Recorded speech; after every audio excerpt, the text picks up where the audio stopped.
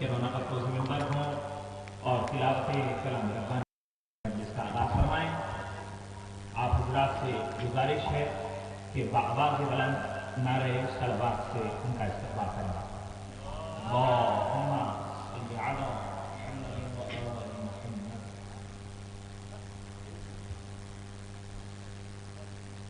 أعوذ بالله من الشيطان الرجيم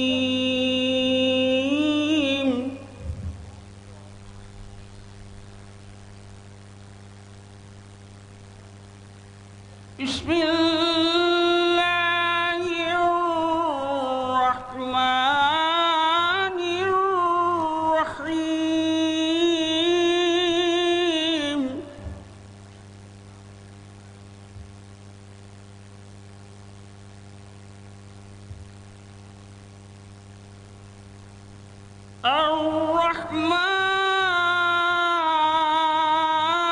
الرحمن علم القرآن خلق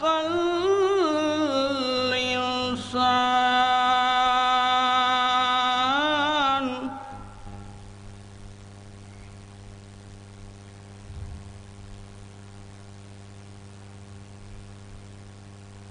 خلق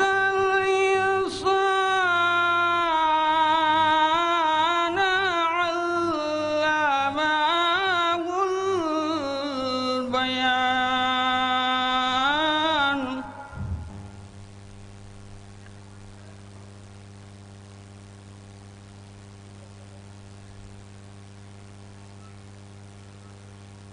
الشمس والقمر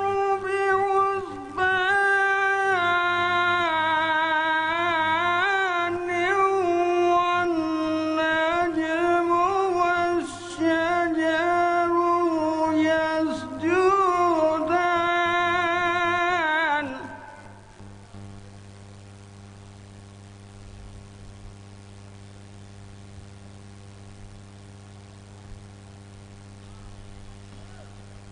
والسماء رفعها ووضع الميزان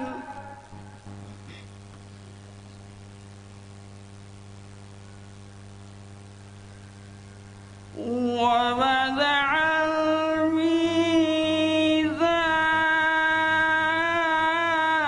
الميزان ألا تطغوا في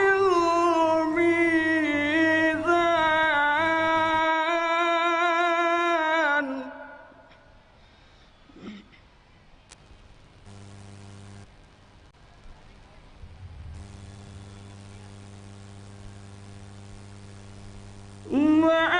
وأقيموا الوزن بالقسط ولا تخسروا الميزان والأرض وضعها للأنام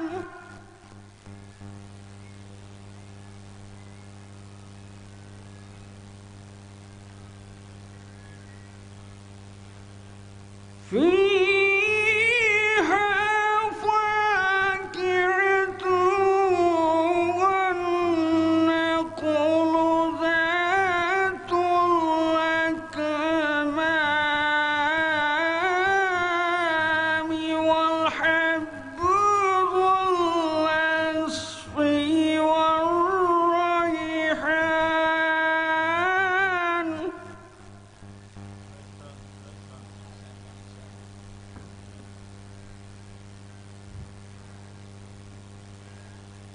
فبأي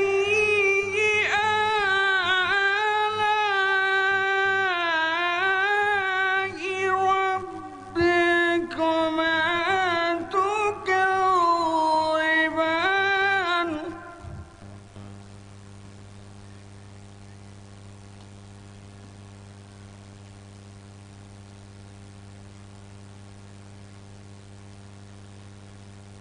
خلق الإنسان من صلصال كالفخار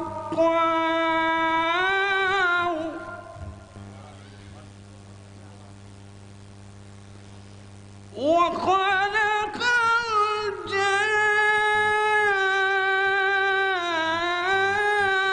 الجن من مارج من نار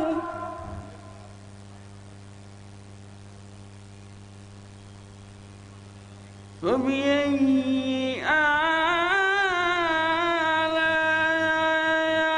آلاء ربكما تكذبان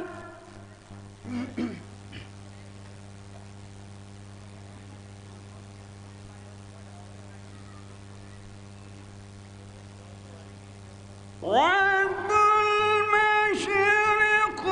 المشرقين ورب المغربين فبأي آلاء ربكما تكذبان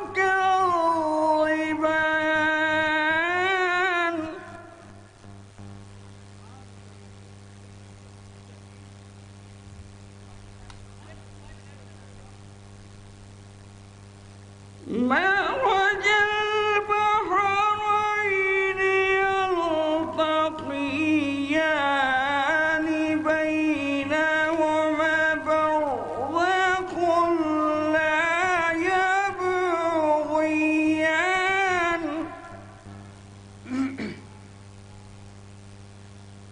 فبأي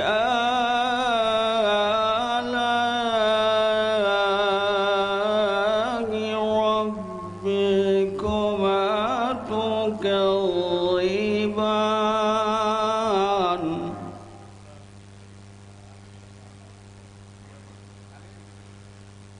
يخرج منهما اللؤلؤ والمرجان فبأي آلاء ربكما تكذبان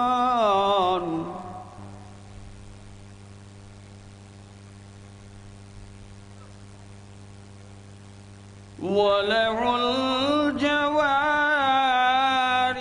المنشآت في البحر كالأعلام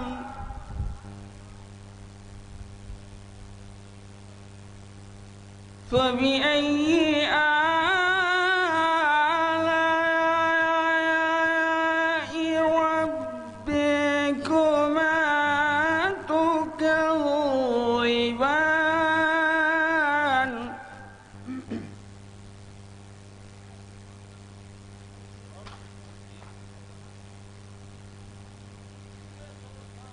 كل من عليها فان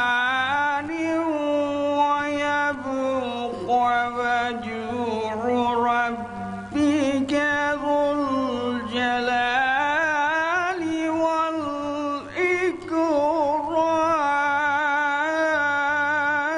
والإكرام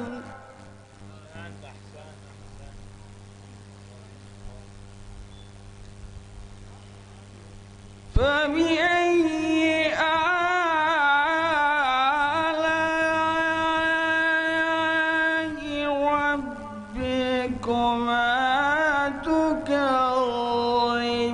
تكذبان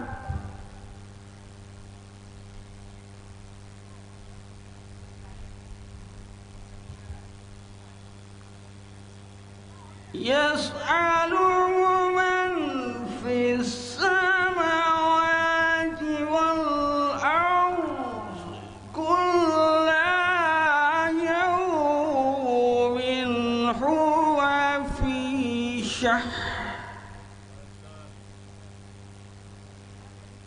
فبأي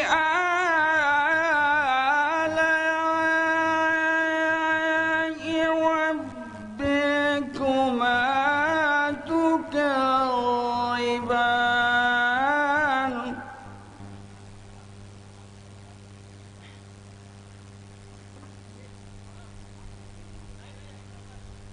سنفرغ لكم أيها الثقلان فبأي آلاء ربكما تكذبان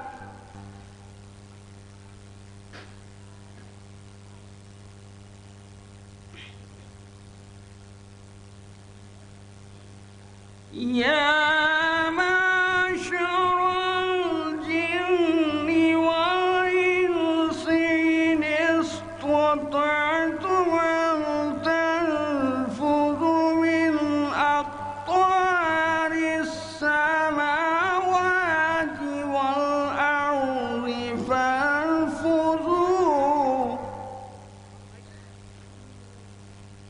لا تنفذون إلا بسلطان فبأي آلاء ربكما تكذبان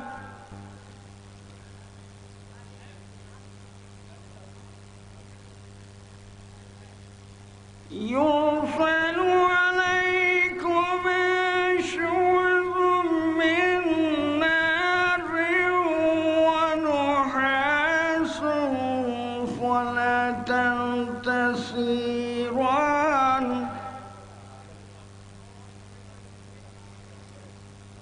فبأي آلاء ربكما تكذبان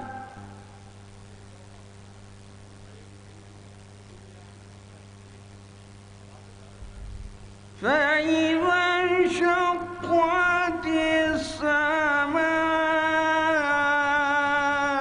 السماء فكانت وردة كالدهان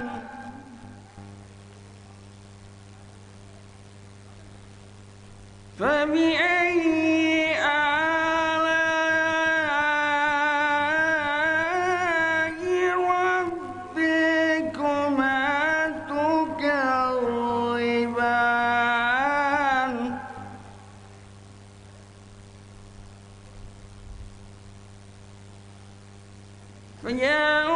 فيومئذ لا يسأل عن ذنبه إنس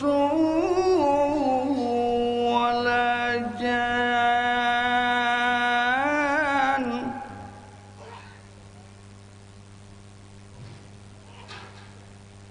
فبأي آلاء ربكما تكذبان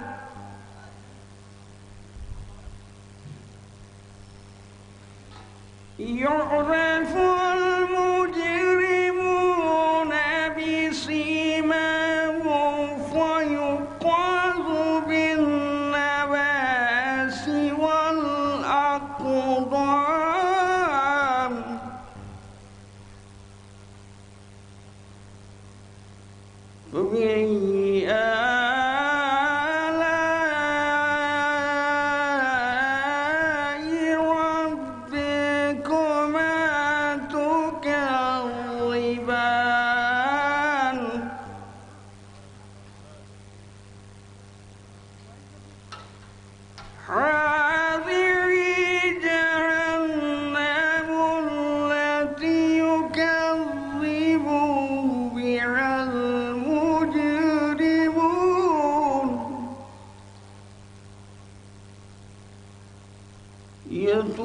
يطوفون بينها وبين حميم آن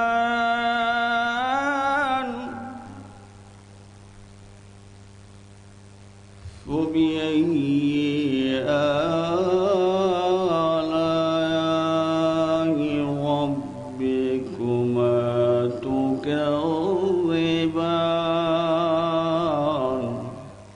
صدق الله العلي العظيم وصدق رسوله النبي الكريم سبحان ربك رب العزة عما يصفون والسلام على المرسلين والحمد لله رب العالمين اللهم صل على محمد وآل محمد اللهم صل على محمد وآل محمد وعلى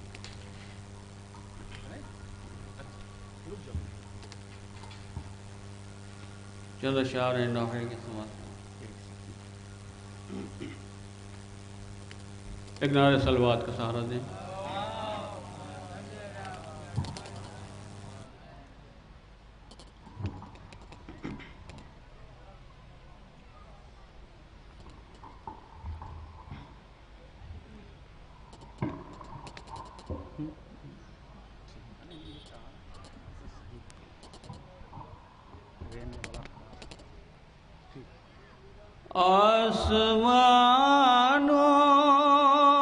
آسمانوں سے کو برستا ہے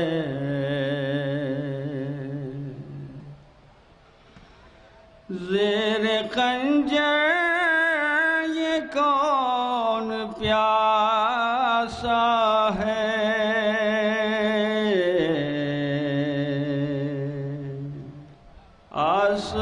آسمانوں سے خون برستا ہے کانپ اٹھتا ہے دل فضاؤں کا شب کو مقتل میں کون روتا ہے آسمانوں سے خون برستا ہے یا علی آئیے مدد کے لیے دشمنوں میں حسین تنہا ہے آسمانوں سے خون برستا ہے مر گئے رن میں کیا علی اکبر شہ کی آنکھوں میں کیوں اندھیرا ہے آسمانوں سے خون برستا ہے آگے آگے چلا پیسے مرنے پیچھے پیچھے ضعیف بابا ہے آسمانوں سے خون برستا ہے گھر میں خطرہ نہیں ہے پانی کا تشنہ لب 3 دن سے کنبا ہے آسمانوں سے خون برستا ہے اور دل کو تھامے حسین بیٹھے ہیں لاش کڑیل جواں کا اٹھتا ہے آسمانوں سے خون برستا ہے کیوں نہ بے چین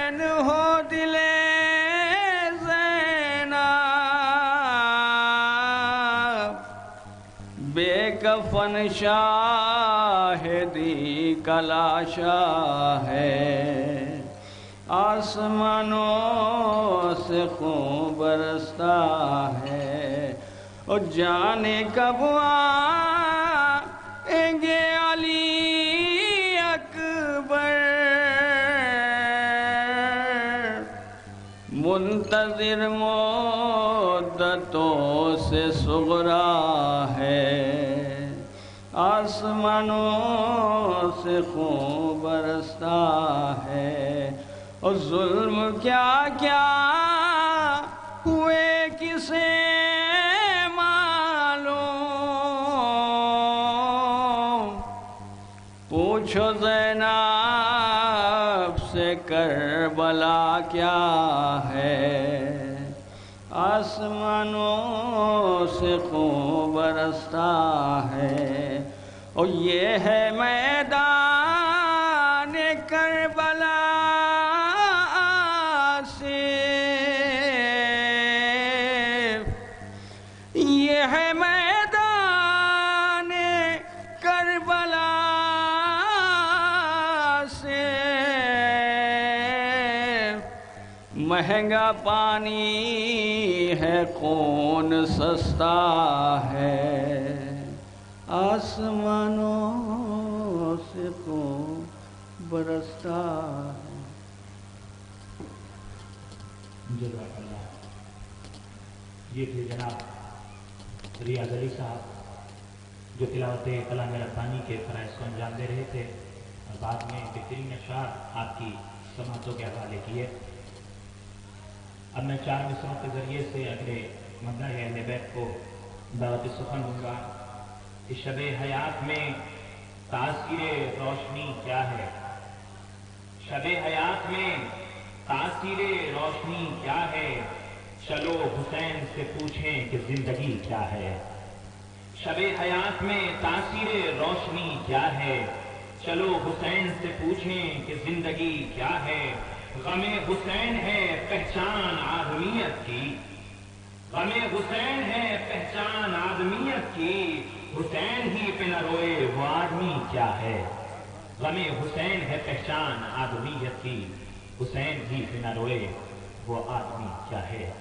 گزارش گزار جناب حسن رضوی صاحب سے کہ تشریف لائیں اور بارگاہ عصمت و طہارت میں منظوم نذران عقیدت پیش کریں۔ آپ حضرات سے گزارش ہے کہ بآواز بلند نعرہ صلوات کا استقبال فرمائیں۔ جو حضرات نیچے کھڑے ہوئے ہیں ان سے دستبستہ گزارش ہے کہ فرش مجلس پر تشریف لے آئیں۔ جو حضرات بھی نیچے کھڑے ہوئے ہیں ان سے گزارش ہے کہ فرش مجلس پر تشریف لے آئیں۔ چند ہی لمحوں میں مولانا محسوس رانا پتروز ممبر ہوں گے۔ ایک ضروری اشارہ فرما رہے آپ لوگ، اللہم صلی علی محمد و آل محمد۔ امام رضا کے حوالے سے ایک مطلب اور چند شعر سماعت فرمائیں۔ جس کو علی کے حق کا طرف دار کر دیا، جس کو علی کے حق کا طرف دار کر دیا، کہ جس کو علی کے حق کا طرف دار کر دیا، اس کو خدا نے وقت کا مختار کر دیا، اس کو خدا نے وقت کا مختار کر دیا۔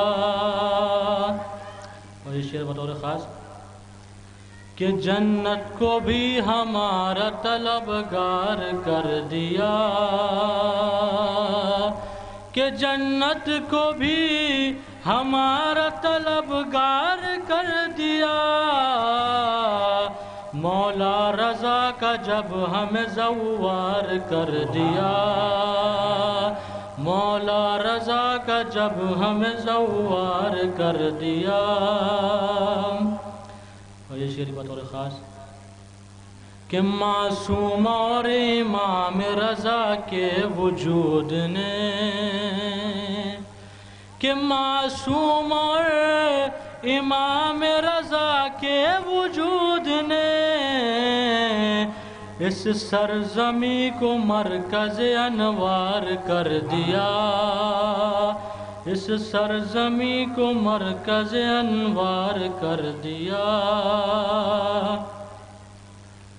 اور دی عزت خدا نے رضا کے غلام کو، دی عزت خدا نے رضا کے غلام کو، جو دشمن رضا تھا اسے خوار کر دیا، جو دشمن رضا تھا اسے خوار کر دیا۔ اور یہ شعر بطور خاص کہ میں نے بھی یاد کی ہے حدیث امام کی، کہ میں نے بھی یاد کی ہے حدیث امام کی، مجھ کو بھی میرے رب نے سمجھدار کر دیا، مجھ کو بھی میرے رب نے سمجھدار کر دیا۔ اور اس ملک میں جلا دیے توحید کے چراغ، اس ملک میں جلا دیے توحید کے چراغ، ایران کو امام نے گلزار کر دیا، ایران کو امام نے گلزار کر دیا۔ اور یہ شعر بطور خاص کہ ہاتھوں میں لے کے اپنے ولایت کی باغ ڈور، کہ ہاتھوں میں لے کہ اپنے ولایت کی باغ ڈور، مامون کو امام نے لاچار کر دیا، مامون کو امام نے لاچار کر دیا۔ اور یہ بھی شعر دیکھیں بطور خاص کہ مشکل تھا کربلا کی زیارت کا مسئلہ، کہ مشکل تھا کربلا کی زیارت کا مسئلہ، مولا نے یہ کرم بھی کئی بار کر دیا، مولا نے یہ کرم بھی کئی بار کر دیا۔ اور سکہ رضا کے نام کا بازو پہ باندھ کر، کہ سکہ رضا کے نام کا بازو پہ باندھ کر، ہم نے بلا کے وار کو بیکار کر دیا، ہم نے بلا کے وار کو بیکار کر دیا۔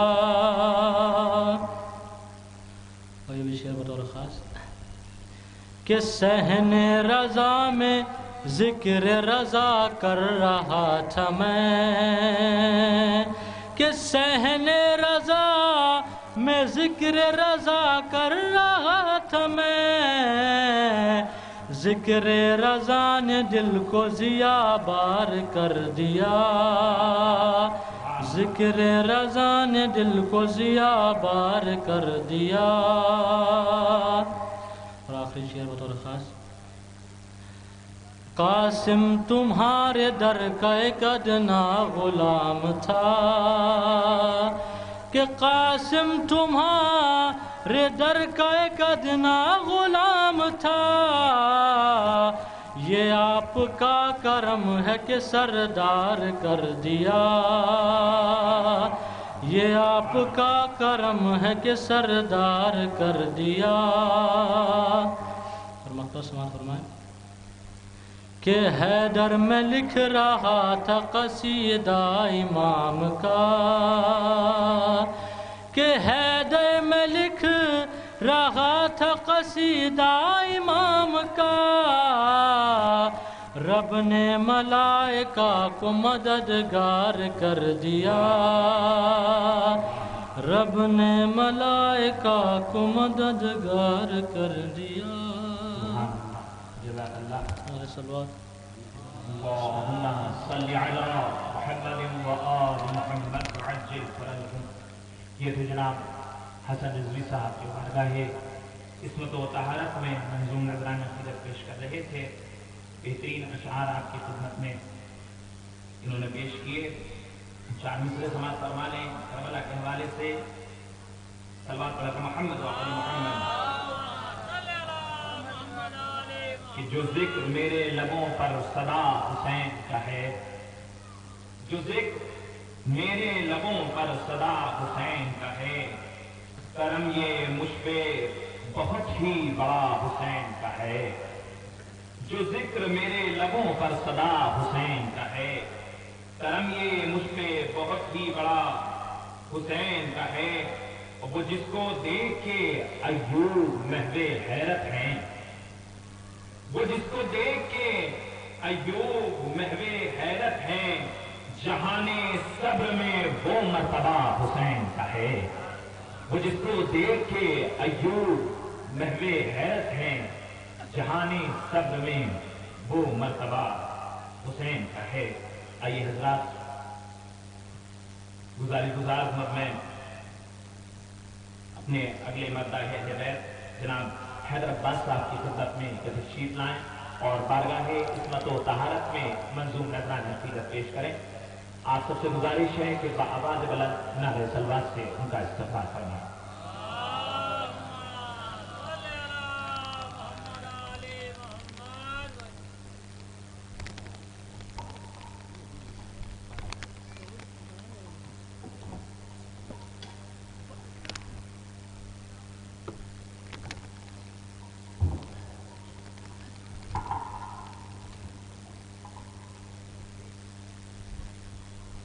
ایک قطع پیش خدمت کہ لہو میں تر ہیں مگر مسکرائے جاتے ہیں.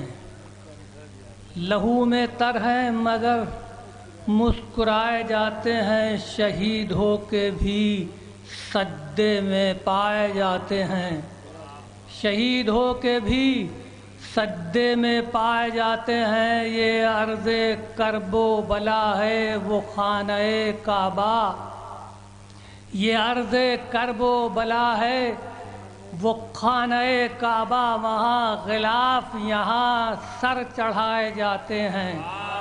وہاں غلاف یہاں سر چڑھائے جاتے ہیں. ایک سلام کا کچھ شعر ہے جناب عباس سے تعلق. سلسلہ لہو کا ہے چشم تر سے دامن تک. سلسلہ لہو کا ہے چشم تر سے دامن تک. سیل در سے پہنچا ہے زندگی کے آنگن تک. سیل در سے پہنچا ہے زندگی کے آنگن تک. قتل ہونے والوں کی ہے نشانیاں ہر گام. قتل ہونے والوں کی ہے نشانیاں ہر گام. قتل کرنے والوں کے بے نشاں ہے مدفن تک. قتل کرنے والوں کے بے نشاں ہے مت فن تک، یہ اسی کا حصہ ہے ختم یہ اسی پر ہے، یہ اسی کا حصہ ہے ختم یہ اسی پر ہے، خود سے چل کے پہنچا ہے کون کوئے دشمن تک، خود سے چل کے پہنچا ہے کون کوئے دشمن تک، رنگ استقامت کا صبر کا شجاعت کا، رنگ استقامت کا صبر کا شجاعت کا، دشت سے گھٹا بن کر آیا دل کے گلشن تک، اس گھڑی بھی سجدے میں وہ رضا کا پیکر تھا، اس گھڑی بھی سجدے میں وہ رضا کا پیکر تھا، دشمنوں کی جب پہنچی تیغ اس کی گردن تک، سلسلہ لہو کا ہے چشم تر سے دامن تک۔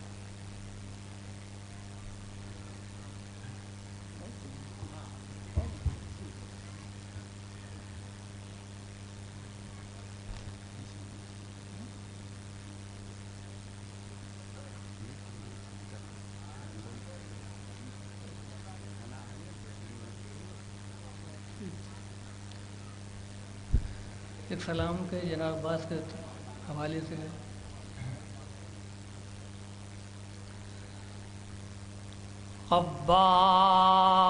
عباس کے لاش پہ شبیر پکارے، اٹھو میرے بھائی، اٹھو میرے بھائی،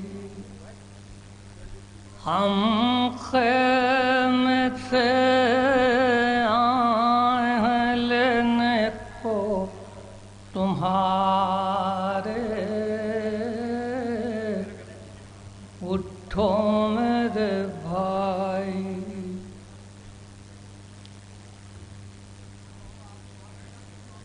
پیری کا ساتھ چھن گیا ہم ہو گئے بے یار، کوئی نہ رہا پاس، آ جاؤ تم ہی ہو میری پیری کے سہارے، اٹھو میرے بھائی، کیا یہ بھی کوئی عشق و محبت کا ہے انداز، ہے عاشق جاں باز، دریا کو تو کہہ کر گئے کوثر کو سدھارے،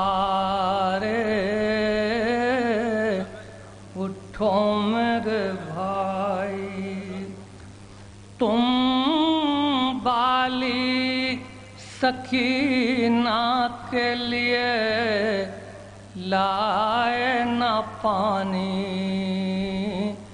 وہ روتی ہے جانی،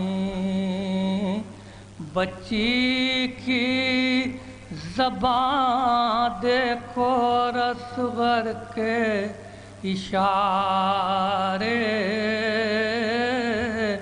اٹھو میرے بھائی ایک یاد کا عالم ہے کہ تن ہوں برادر، اے شیر دلاور انصار و اعزا سب میرے مارے گئے سارے، اٹھو میرے بھائی قربان ہوئے مشک پتم جان برادر، لیکن میرے صفدر تم عرش وفا کے ہو چمکتے ہوئے تارے، اٹھو میرے بھائی ڈھارس تھی بڑی سب کو خیال اس کا تو کرتے، غربت میں نہ مرتے، تم جیتے مگر ہم بھی تو ہمت نہیں ہارے،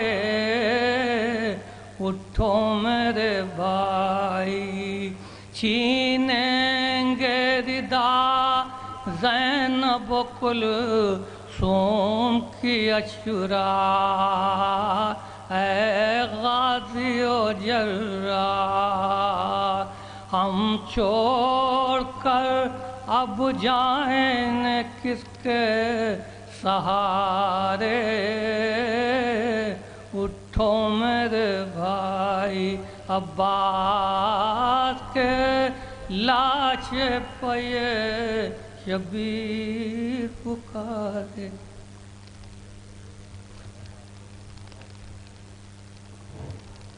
جزاک اللہ۔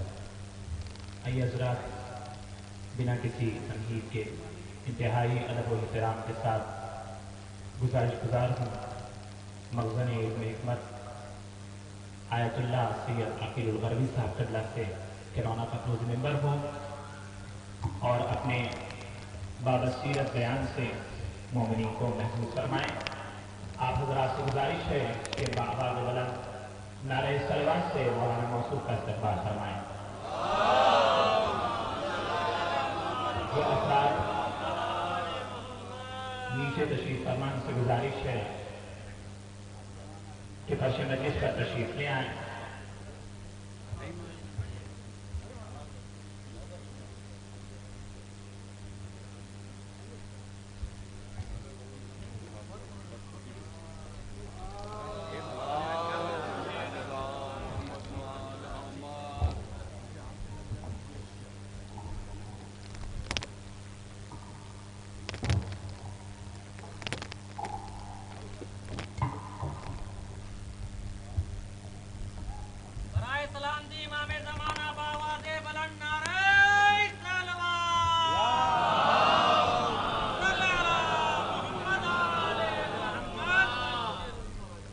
فاتحہ۔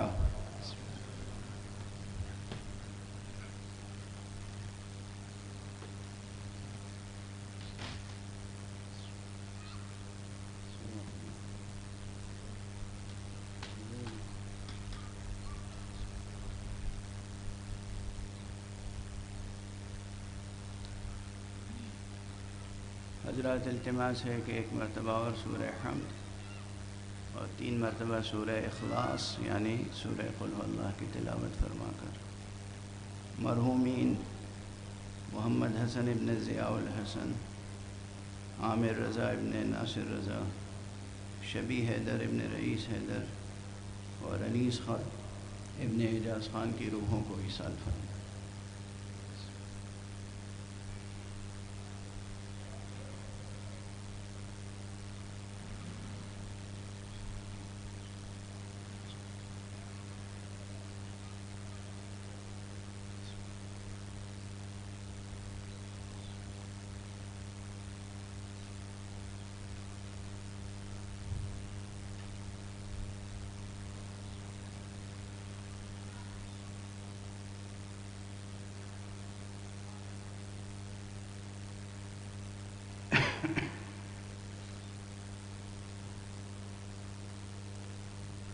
اعوذ باللہ من الشیطان الرجیم، بسم اللہ الرحمن الرحیم، الحمد للہ رب العالمین، والصلاة والسلام علی اشرف الخلائق اجمعین، سیدنا و سید الاولین والآخرین، حبیبنا و حبیب الہ العالمین، امام المرسلین و خاتم النبیین، ابی القاسم المصطفى محمد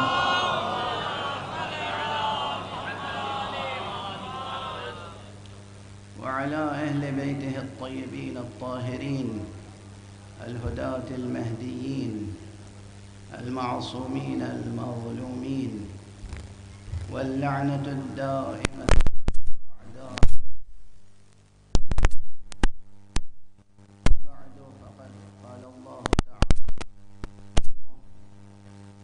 في محكم كتابه ومتقن خطابه، بسم الله الرحمن الرحيم، إنا نحن نحيي الموتى ونكتب ما قدموا وآثارهم وكل شيء أحصيناه في إمام مبين، صدق الله العلي العظيم۔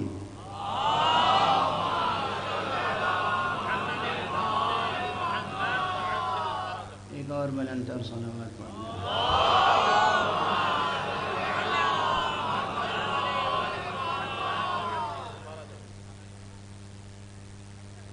اپنی گفتگو کو آج میں اس حدیث کے مضمون سے شروع کرنا چاہتا ہوں۔ مختلف متون میں، مختلف عبارتوں میں، یعنی مختلف لفظوں میں، مختلف جملوں میں یہ ایک بات ہمارے متعدد معصومین علیہم الصلاۃ والسلام سے ہم تک پہنچی ہے۔ فرمایا ہے کہ حق سبحانہ و تعالی، اور نہج البلاغہ میں بھی موجود ہے فقرہ، حق سبحانہ و تعالی جتنی بڑی مصیبت ہوتی ہے اسی کے لحاظ سے صبر کی طاقت بھی عطا فرماتا ہے۔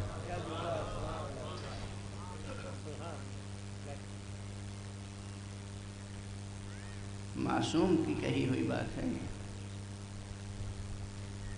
جتنی بڑی مصیبت ہوتی ہے اسی کے اعتبار سے پروردگار قوت صبر عطا فرماتا ہے۔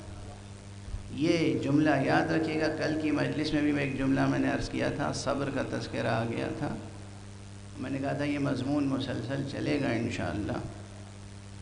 صبر کسی بیچارگی کی کیفیت کا نام نہیں ہے، صبر ایک قوت کا نام ہے۔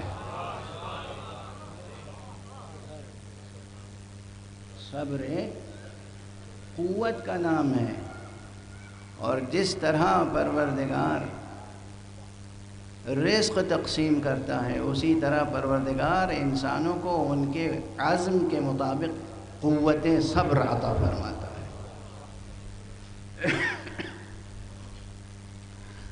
اب ظاہر ہے کہ جب مجھے یہ اطلاع ملی اور جس کو بھی اطلاع ملی ہوگی تو دل پہ کیا گزری ہوگی، چاہے کوئی رشتہ ہو، ظاہری مادی رشتہ ہو یا نہ ہو، لیکن ایک قوم کے 4 جوان ایک حادثے میں لقمہ اجل بن جائیں تو بہت صدمہ ہوتا ہے ظاہری طور پر. لیکن یاد رکھیے کہ بچھڑ جانے کا صدمہ اپنی جگہ جائز ہے، لیکن ہمیشہ یہ یاد رکھیے کہ اگر جانے والا مومن ہے، کل بھی یہ جملہ کہا تھا، پھر عرض کر رہا ہوں، ہمیشہ عرض کروں گا، اگر جانے والا مومن ہے تو اس کی موت تو اس کے لیے روحانی معراج ہوتی ہے. وہ جہاں پہنچے دنیا کی تمام کلفتوں سے چھوٹ کر اب وہ جس جگہ پر ہیں وہ گویا آغوش رحمت باری میں انعامات الہیہ سے متنعم ہو رہے ہیں. اب یہاں پر کلامی اعتبار سے علم کلام کی روشنی میں اور فلسفے کی روشنی میں، حکمت کی روشنی میں بحثیں تو بہت ہیں، لیکن اپنی طالب علمانہ زندگی میں مسلسل میں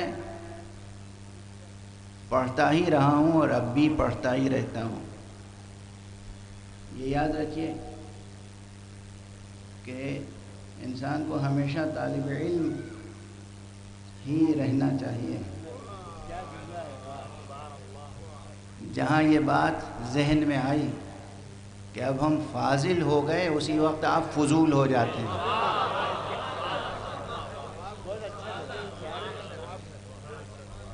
جہاں یہ احساس ہوا کہ اب ہم فاضل ہو گئے تو بس آپ فضول ہو گئے.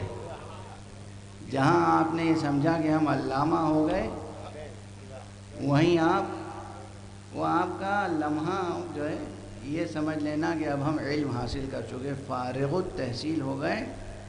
اس کے معنی کہ فارغ ہو گئے. وہ لمحہ موت کا لمحہ ہوتا ہے.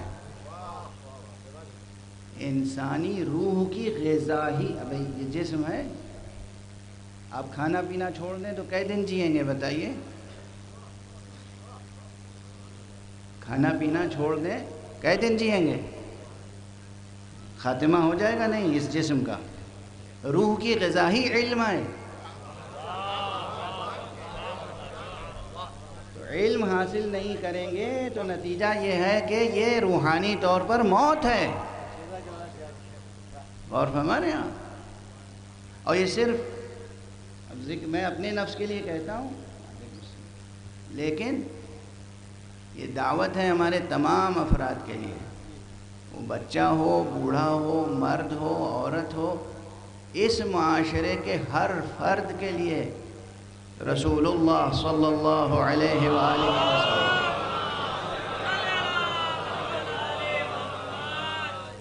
کا ارشاد گرامی ہے کہ اطلب العلم من المہد الی اللحد. تم علم حاصل کرتے رہو آغوش مادر سے، گہوارے سے لے کر آغوش قبر تک، گہوارے سے گور تک علم حاصل کرتے رہو. تو یہ تو اللہ کروٹ کروٹ جنت نصیب فرمائے قائد مرحوم مولانا ڈاکٹر سید کلب صادق صاحب قبلہ کو، اور ان کی روح کو بلندیاں عطا فرمائے کہ انہوں نے پوری دنیا میں اور بطور خاص ہندوستان میں اور لکھنؤ میں یہ مشن بنا لیا تھا کہ ہر مجلس میں وہ یہ بات کہتے تھے کہ علم حاصل کرو، علم حاصل کرو. اور انہوں نے اس سلسلے میں جو عملی خدمتیں انجام دی ہیں وہ بھی قوم کے سامنے ہیں. تو یہ ان کا پیغام تھوڑی تھا، یہ تو رسول کا پیغام ہے. یہ کوئی نیا پیغام ہے، یہ تو رسول کا پیغام ہے. اطلب العلم من المہد الی اللحد. تم علم حاصل کرو گہوارے سے گور تک. یہ جملہ ہر وقت پیش نظر رہنا چاہیے، کوئی کسی بھی فن میں ہو. یہ بھی عرض کر دوں، کوئی علم دین کے سلسلے سے منسلک ہو یا شعر و ادب سے منسلک ہو یا دنیا کی کسی بھی سائنٹیفک ڈسپلن سے منسلک ہو، دنیا کے میں کسی بھی برانچ آف نالج سے آپ کا تعلق ہو. اور اب تو پہلے یہ ہوتا تھا کہ MBBS کر لیا اور بس ہو گئے ڈاکٹر زندگی بھر کے لیے. اب جو لوگ ڈاکٹر ہیں ان سے پوچھئے جو اچھے ہاسپٹلس میں ہیں اور جو اچھی کنٹریز میں اور ڈیولپ معاشروں میں، اب تو ہندوستان بھی کہیں پیچھے نہیں ہے اس معاملے میں، کہ ہر 2 سال کے بعد انہیں پھر کورس کرنا پڑتا ہے تاکہ جو جدید تحقیقات ہوئی ہیں، جو جدید انکشافات ہوئے ہیں، جو جدید چیزیں سامنے آئی ہیں میڈیکل سائنس میں، اس سے وہ باخبر ہوں تاکہ ان کو ترقی ملتی رہے ان کی جاب میں. میں بہت سادہ لفظیں استعمال کر رہا ہوں. وہ اپنی ڈسپلن میں آگے بڑھتے ہیں. یعنی آپ ڈاکٹر ہوں یا دنیا کی کسی بھی فیلڈ میں ہوں، مسلسل آپ کے علم میں اضافہ ہوتا رہنا چاہیے، اس لیے کہ علم روح کی غذا ہے. بہرحال یہ تو درمیان میں ایک جملہ آ گیا تھا اور عرض کر دیا یاد دہانی کے طور پر. اب تک جو کچھ لکھا گیا حکمت میں، فلسفے میں، وہ سب اپنی جگہ، اور یہ فقیر مطالعہ کرتا رہتا ہے، تازہ سے تازہ تر چیزیں آتی ہیں پڑھتا رہتا ہوں. لیکن جب ان تمام مطالب کا ایک روح افزا شربت تیار کرتا ہوں آپ کے لیے، اب دیکھیے نا آپ کے سامنے بیٹھ کر وہ بدایت الحکمہ اور نہایت الحکمہ اور اسفار اور شفا اور یہ عبارتیں اور وہ عبارتیں، وہ مغلق عبارتیں، وہ پیچیدہ اصطلاحیں ہیں، ان کو اگر بیان کروں اور سناؤں آپ کو تو آپ کو کیا فائدہ ہوگا اور مجھے کیا فائدہ ہوگا؟ کچھ نہیں. اس بزم میں مجلس میں اس کا موقع نہیں ہوتا. یہی ہوتا ہے کہ وہ تمام چیزیں جو مطالعے میں آئی ہیں اور جو پڑھی ہیں اس کا ایک فشردہ، ایک آپ کے لیے شربت روح افزا تیار کیا جائے، اور اس اطمینان کے ساتھ کہ ان مطالب سے، اساسی مطالب سے انحراف نہ ہو. تو یاد رکھیے کہ موت کے عنوان سے، حیات کے عنوان سے، اور پھر جنت اور جہنم اور موت کے بعد برزخ، یہ سب ایک تفصیل ہے علم کلام کی کتابوں میں اور حکمت و فلسفے کی کتابوں میں. لیکن ان تمام تفاصیل کو سامنے رکھ کر پوری طالب علمانہ ذمہ داری کے ساتھ اس منبر حسینی سے عرض کر رہا ہوں کہ ایک مومن کے لیے اگر وہ حقیقت میں مومن ہے تو اس کے لیے موت واقعاً بس اذن دخول جنت ہے. جو میں نے کل بھی عرض کیا تھا کہ زندگی کیا ہے؟ انتظار اجل. زندگی کیا ہے؟ انتظار اجل. موت اذن دخول جنت ہے. دنیا سے نفرت کرنے کے لیے یہی ایک سبب کافی ہے کہ یہ جنت میں جانے میں رکاوٹ بنی ہوئی ہے.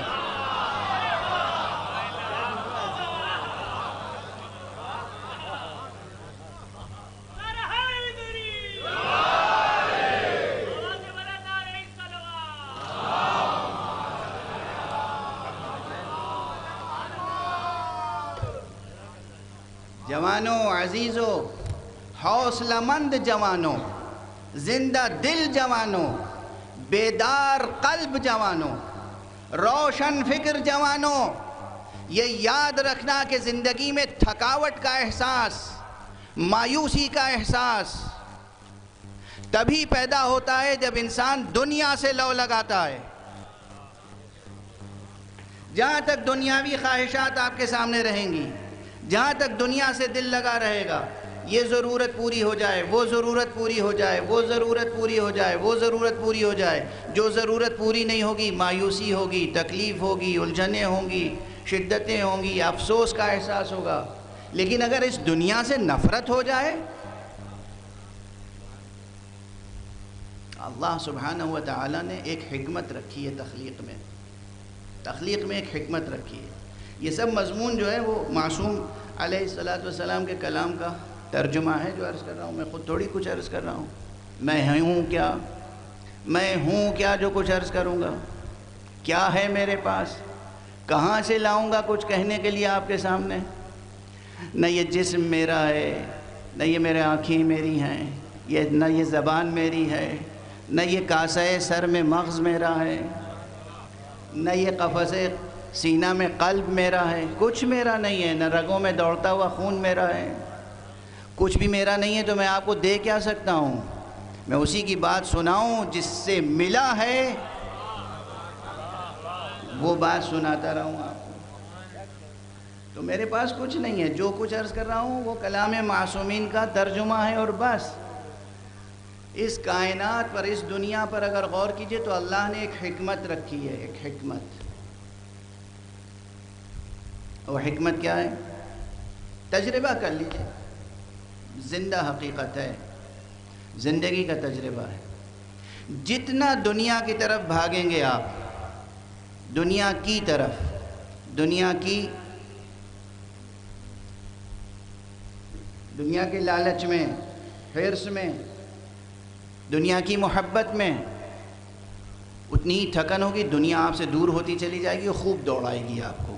آپ دوڑتے رہیں دنیا کے پیچھے، دوڑتے رہیں، خوب بھاگے گی آپ سے دور اور چمک دمک دور سے دکھاتی رہے گی۔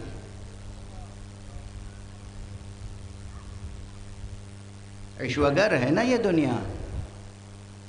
اور جہاں آپ نے ایک مرتبہ طے کر لیا کہ دنیا کو ٹھوکر مارنی ہے، یہ دنیا آپ کے قدموں پہ لوٹنے لگے گی، قدموں کو بوسہ دینے لگے گی، اور اس وقت آپ کو سرفرازی کا احساس ہوگا۔ لیکن غفلت نہ کیجئے گا، واقعاً اس وقت بھی جیسے ہی دنیا کی طرف راغب ہوں گے فوراً دنیا دور ہو جائے گی، نہ دنیا کے رہیں گے نہ آخرت کے،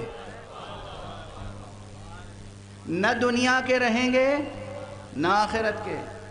اس لیے دنیا سے بے رغبتی۔ اب ظاہر ہے کہ پیغام ادھورا نہ رہ جائے، سچی نہ ہو بات، کہیں آپ حضرات مذہب کا کارٹون نہ بنا دیں۔ کارٹون کسے کہتے ہیں؟ یہ مثال مجھے یاد آ رہی ہے، یہ مثال میری نہیں ہے، اپنے بزرگوں کو کبھی کبھی یاد کر لینا چاہیے۔ ایک نہایت مخلص ذاکر اہل بیت ہوا کرتے تھے، بزرگوں کے حافظوں میں ہوں گے ابھی، جناب مولانا حیدر مہدی صاحب ہلوری رضوی، سید حیدر مہدی صاحب ہلوری، پروردگار ان کے درجات بلند فرمائے۔ تو یہ فقرہ ان کا ہے جو میں آپ کے سامنے دہرا رہا ہوں، مثال اچھی ہے۔ یہیں لکھنؤ میں انہوں نے ایک مجلس پڑھی تھی اور میں زیر ممبر سن رہا تھا، اور مجھے وہ مثال بہت اچھی لگی کہ سمجھانے کے لیے بہت مفید ہے۔ انہوں نے کہا کہ یہ اخباروں میں روزانہ کارٹون بھی چھپتے ہیں، نیوز ہوتی ہے، سنجیدہ آرٹیکلز ہوتے ہیں، ایڈیٹوریل ہوتا ہے، رائٹ اپ ہوتے ہیں، ہر طرح کا ایک عطر مجموعہ ہوتا ہے نا ایک اخبار، اس میں کچھ کارٹون بھی چھپتے ہیں۔ کارٹون کی خطوط کی زبان میں آڑے ترچھے، خطوط کی زبان میں پیغام ہوتا ہے، پیغام ہوتا ہے، خط شناسی شرط ہے،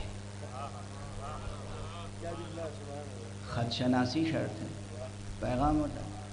تو کسی پہ طنز کرنا ہے، کسی پہ تنقید کرنا ہے، کسی کی ستائش کرنا ہے، یہ سب بات وہ آرٹسٹ جو کارٹونسٹ ہے وہ کارٹون کی زبان میں بھی اپنے اسٹائل میں اظہار کرتا ہے۔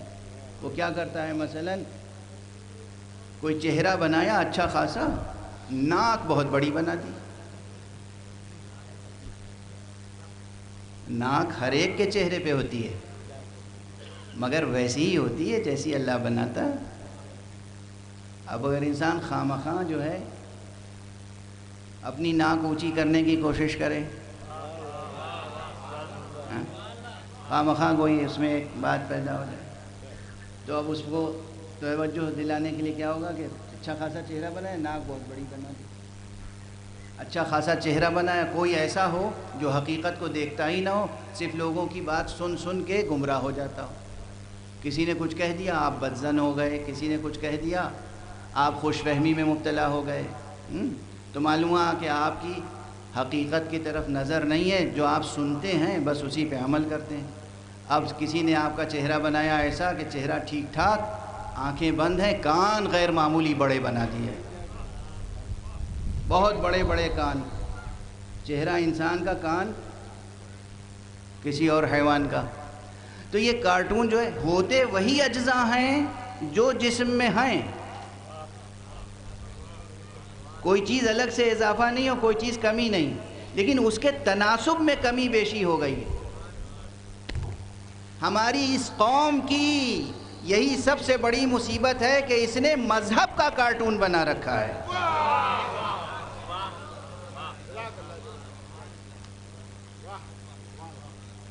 واجب کی اہمیت گھٹا کے مستحب سے بھی کم کر دی، مستحب کی اہمیت بڑھا کے واجب سے بھی بڑھا دی۔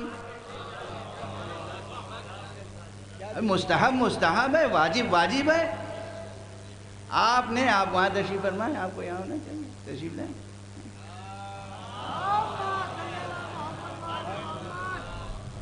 ایک اور صلوات پڑھ دیجیے۔ سمجھ رہے ہیں آپ حضرات؟ تو مذہب کے سلسلے میں یہ غفلت ہوئی، بس وہ مثال یہاں تک کافی ہے آپ کے سمجھنے کے لیے، ایک فقرے میں، ایک جملے میں، کہ پیغام مکمل آپ تک منتقل ہونا چاہیے۔ جب میں یہ عرض کر رہا ہوں کہ اس دنیا سے نفرت کریں، اس دنیا کی طرف رغبت نہ کریں، اس کے معنی یہ نہیں ہے کہ دنیا کو تسخیر نہ کریں، دو چیزیں الگ الگ ہیں۔ دنیا کو تسخیر کریں، کمائیں، مسخر کریں، قدرت پیدا کریں، لیکن قدرت آپ نے پیدا کی ہے نا، تسخیر آپ نے کیا ہے نا، تو پھر آپ اس کے سحر میں گرفتار نہ ہو جائیں۔ ہر چیز دنیا کی آپ کے پاس ہونی چاہیے، مگر بے رغبتی ہو دنیا کی طرف، رغبت کسی اور کی طرف ہونی چاہیے۔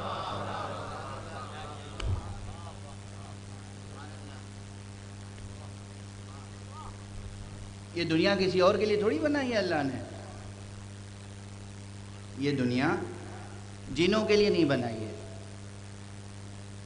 یہ دنیا حیوانوں کے لیے نہیں بنائی ہے۔ پوری کائنات اتنی خوبصورت، اتنی عظیم الشان، اتنی متنوع کائنات بنائی ہے کس کے لیے؟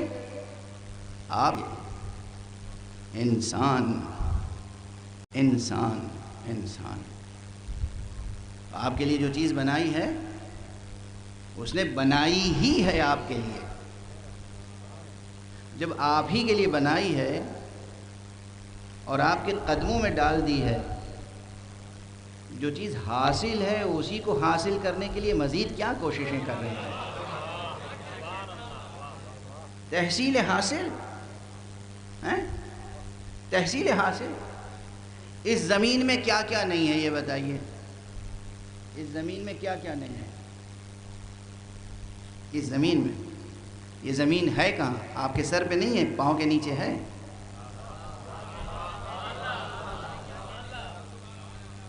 لوہا اس میں ہے، تانبا اس میں ہے، پیتل اس میں ہے، سونا اس میں ہے، سونا سونا گولڈ سونا۔ سونے کو اصلی حالت میں دیکھا ہے آپ میں سے کسی نے؟ کم دیکھا ہوگا، شاید اس مجمع میں شاید ہی کسی نے دیکھا۔ سونا اصلی حالت میں جب ملتا ہے زمین میں تو مٹی کی طرح نظر آتا ہے، مٹی کی طرح، بالکل خاک، مٹی۔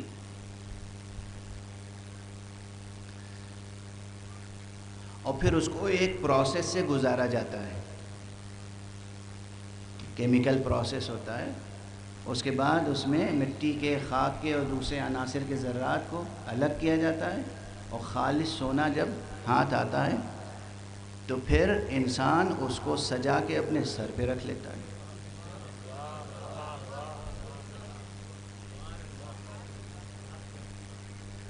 آپ ساؤتھ افریقہ چلے جائیے، افریقہ چلے جائیے، افریقہ جائیے، وہاں بہت سونا، پہلے تو بہت تھا، اب تو سب لٹ چکا ہے، لیکن اب بھی مل جائے گا۔ تو اصلی حالت میں سونا جب آپ دیکھیں گے تو وہ بالکل مٹی نظر آتا ہے، اس کو ایک پروسیس سے گزار کے آپ تاج سر بنا لیتے ہیں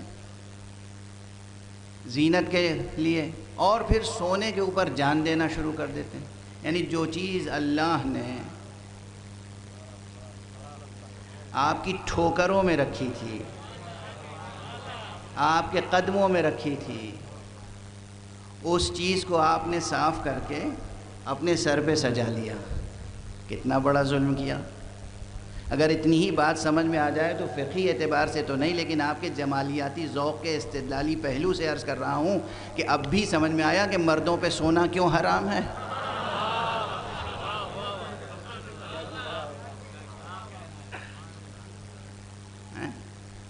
لوگ آگے بحثیں کرتے ہیں، نئی نسل خاص طور سے، وہ جب بچیوں کی طرح بچے زیور پہننے لگتے ہیں اور ضد کرتے ہیں، مولانا صاحب بتائیے آخر یہ کیوں حرام ہے؟ اب یہ بحث ابھی نہیں چھیڑوں گا میں، ابھی تو یہ سب تمہیدی باتیں آتی چلی جا رہی، زبان پہ عرض کرتا چلا جا رہا ہوں۔ سونا واقعاً زمین میں ہے، سونے سے لے کے لوہے تک ہر چیز زمین میں ہے، اور یہ زمین کہاں ہے؟ آپ کے قدموں کے نیچے۔ خدا کی قسم، یہ لطف باری، اس جسم کی بھی جو غذا ہے وہ کہاں ہے؟ زمین ہی سے تو دانے گندم روئیدہ ہوتا ہے، زمین ہی سے تو سب چیزیں روئیدہ ہوتی ہیں۔ تو پروردگار عالم نے یہ پوری کائنات خدا کی قسم اپنے لطف سے، اپنے کرم سے تخلیق کر کے انسان کی ٹھوکروں میں ڈال دیں۔ اسے تسخیر کریں، خود اس کے لیے مسخر نہ ہو جائے۔ اگر یہ حوصلہ ہے، اب کمپلیٹ ہوا پیغام یا نہیں؟ دنیا کو تسخیر کریں، یہ نہیں زہد تقوی، ہم دنیا کمانا ہی نہیں چاہتے۔ کس نے کہا کمانا نہیں چاہتے؟ دین نے منع کیا ہے، مذہب نے منع کیا ہے، شریعت نے منع کیا ہے۔ شریعت نے مگر آپ کو گداگری سکھائی ہے؟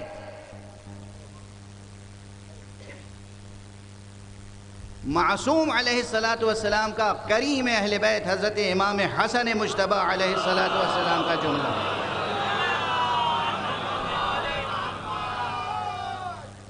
فرماتے ہیں السؤال ذل ولو عن الطریق، سوال کرنا کسی سے ذلت ہے، ذلت ہے، اپنے چہرے کی آبرو خاک میں ملاتا ہے انسان جب سوال کرتا ہے۔ لیکن کس حد تک سوال؟ فرماتے ہیں ولو عن الطریق، راستہ پوچھنے کے لیے بھی کسی سے سوال کرو تو ذلت کی بات ہے۔ یہ جملہ کب کہا تھا امام حسن مجتبی علیہ السلام نے؟ جب آج کا ڈیجیٹل دور پیدا نہیں ہوا تھا۔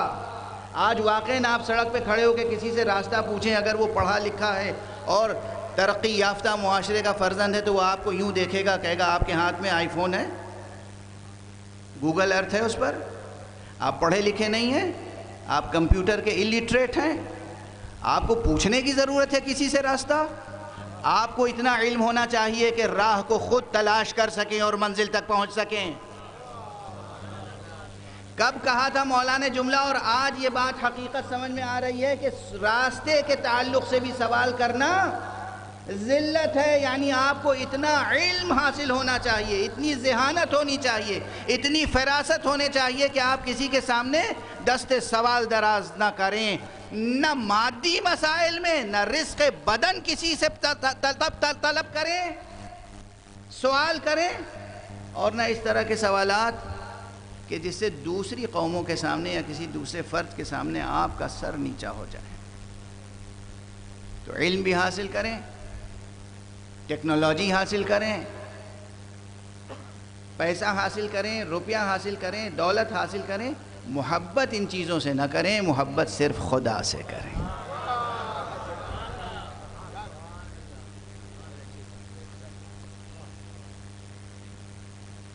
اب جس کا جی چاہے مسکرا لے، اور جس کا جی چاہے جس طرح سے اس جملے کو قبول کریں. بہرحال جو حضرات شعر و ادب کا ذوق رکھتے ہیں اور دنیا کے لٹریچر کا مطالعہ کرتے ہیں، ان کے سامنے ایک مثال عرض کر دوں. بس گزرا دنیا کے بڑے بڑے بادشاہ، دنیا کے بڑے بڑے حاکم و حکمراں، وہ جس زمانے میں غلامی اور کنیزی کا دور تھا، غلام کیا ہوتے تھے؟ خریدے جاتے تھے. کنیزیں کیا ہوتی تھیں؟ خریدی جاتی تھیں. ان کی حکومتیں اور ان کی قدرت اور سلطنت و طاقت تباہ ہو گئی، اس لیے کہ وہ غلاموں اور کنیزوں کی محبتوں میں مبتلا ہو گئے. واضح ہوئی بات؟ تو جو چیزیں آپ کی تسخیر کے لیے پیدا کی گئی ہیں وہ تسخیر کے لیے پیدا کی گئی ہیں، محبت کے لیے نہیں پیدا کی گئی ہیں. زمین سے آسمان تک، سورج سے چاند تک، سیاروں سے ستاروں تک جو کچھ ہے وہ اس لیے ہے کہ آپ تسخیر کریں، لیکن محبت کریں خالق کائنات سے، محبت کریں پروردگار سے. زندگی اور موت کا اس طرح سے یہ جو رشتہ قائم کیا گیا ہے وہ بھی اسی لیے کہ اگر موت پیش نظر رہے تو یہ عارضی زندگی سے کوئی محبت ہی نہیں کرے گا، زندگی کو ضرورت سمجھ کے بسر کرے گا اور موت کو انعام الہی سمجھ کے اس کا استقبال کرے گا. جملے یاد رکھیے گا. یہ مضمون بھی حدیث پیغمبر صلی اللہ علیہ وآلہ وسلم.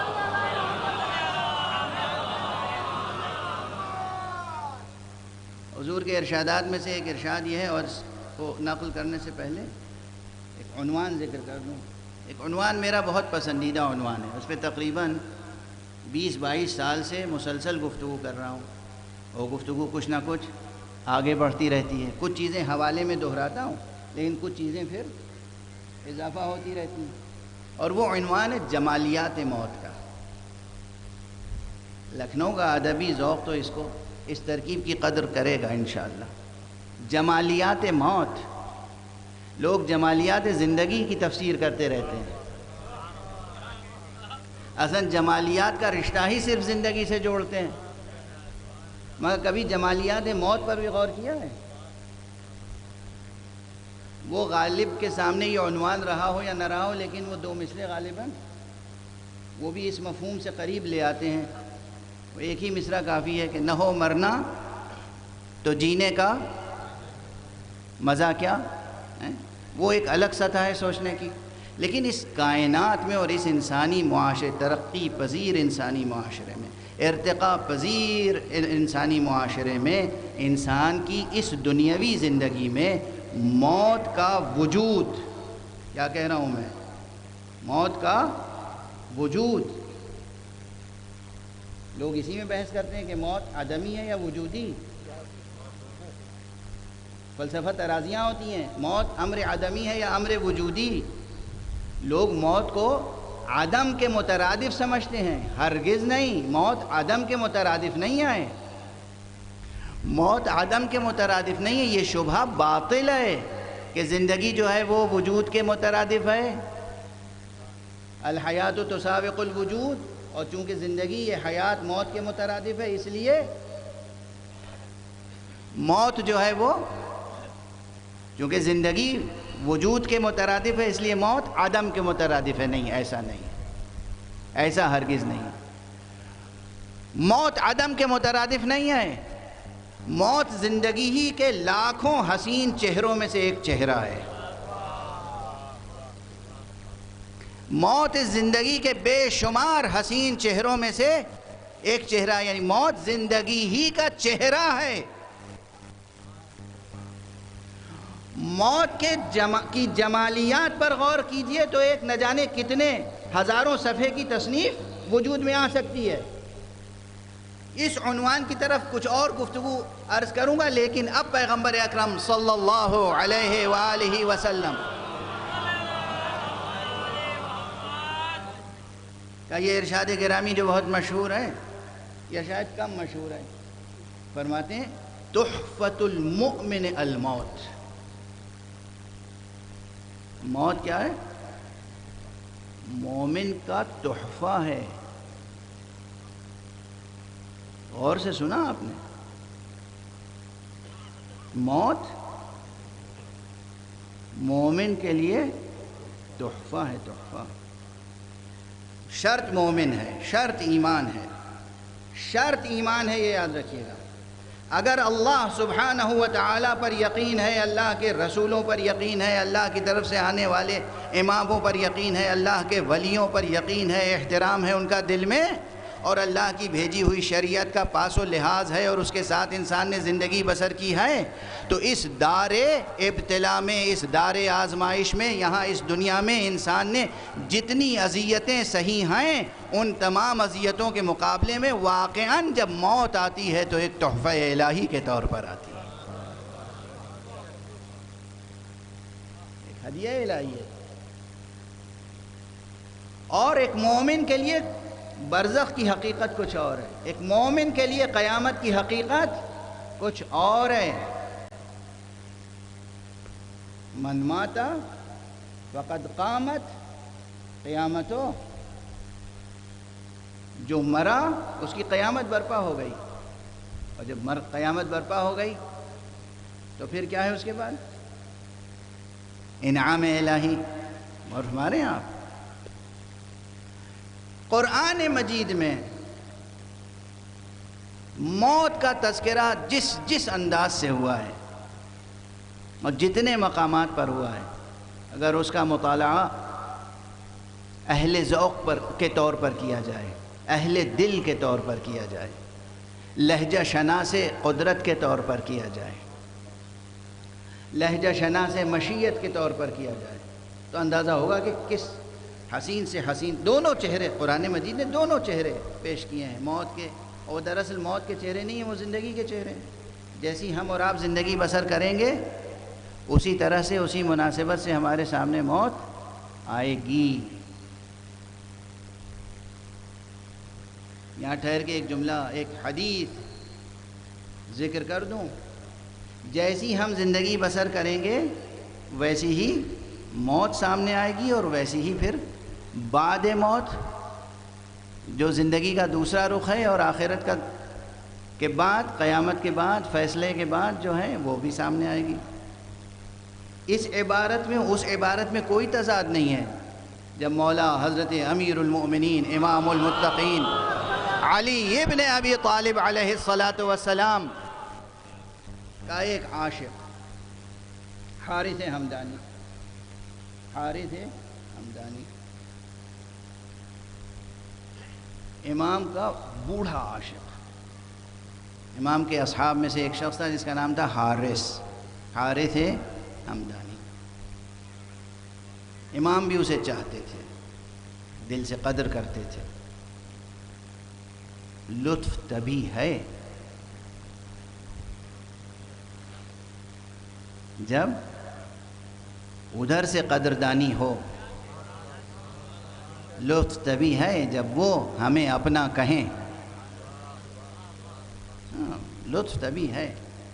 میں کل جو کہہ رہا تھا عظمت و تاثیر، عظمت و تاثیر، عظمت و تاثیر، اب تک سمجھ میں آئی یا نہیں آئی؟ ہم سب عزادار ہیں، ہم خود کو کہتے ہیں ہم حسین کے عزادار ہیں۔ حسین سند دیں کہ یہ ہمارا سوگوار ہے۔ زمین تا آسمان فرق ہے اس میں۔ اہل لکھنؤ شیریں زبان ہوتے ہیں، اور مجھے حق نہیں ہے کہ یہاں کچھ تلخ بیانی کروں، مگر اچھا بتائیے کروں کہ نہ کروں؟ یہ اجازت دینے کا کوئی طریقہ ہے؟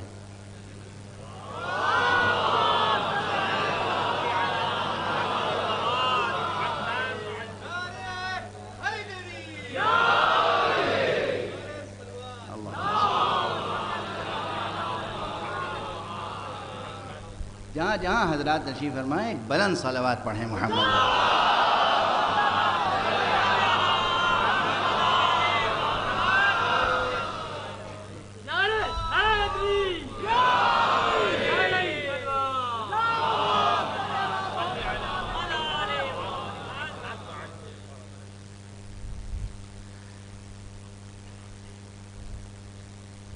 ابھی میں نے عرض کیا تھا کہ ہم کہتے ہیں ہم آقا کے عزادار ہیں، وہ کہیں کہ یہ ہمارا سوگوار ہے، وہ گواہی دیں کہ یہ عزادار ہے، یہ ہے معیار۔ مشہور حدیث ہے امام صادق علیہ الصلاۃ والسلام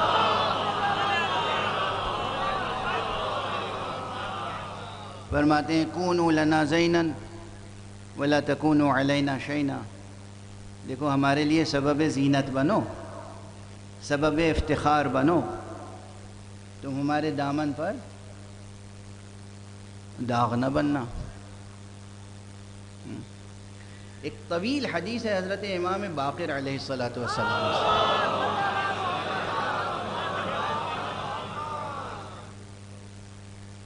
یہ جو بزرگ ہیں ان کی تو دعائیں چاہیے بس، مگر جو جوان ہیں بچے ہیں ان کی ہمیں توجہ چاہیے کچھ زیادہ۔ یہ میرا کلام نہیں، یہ تو اب امام کا سنا رہا ہوں، کچھ بدلنے کی کوشش کیجیے، کچھ آگے بڑھنے کی کوشش کیجیے۔ لفظ مذہب سمجھتے ہیں آپ کیا ہے؟ مذہب، مذہب مذہب جو ہے وہ کہتے ہیں راستے کو، ذہب یذہب، کیوں مولانا؟ مذہب، مسلک، مذہب راستے کو کہتے ہیں۔ راستہ کس لیے ہوتا ہے؟ آگے بڑھنے کے لیے اور منزل تک پہنچنے کے لیے۔ مذہب اس لیے نہیں ہوتا کہ خاک و خون کی ہولی کھیلی جائے اور رہ جائیں یہاں پر، منزل تک نہ پہنچے۔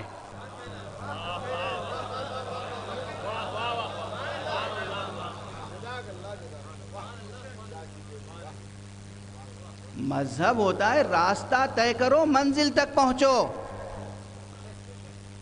تو مذہب پرست بننا یہ بھی برائی ہے، مذہب پرست نہ بنو، خدا پرست بنو۔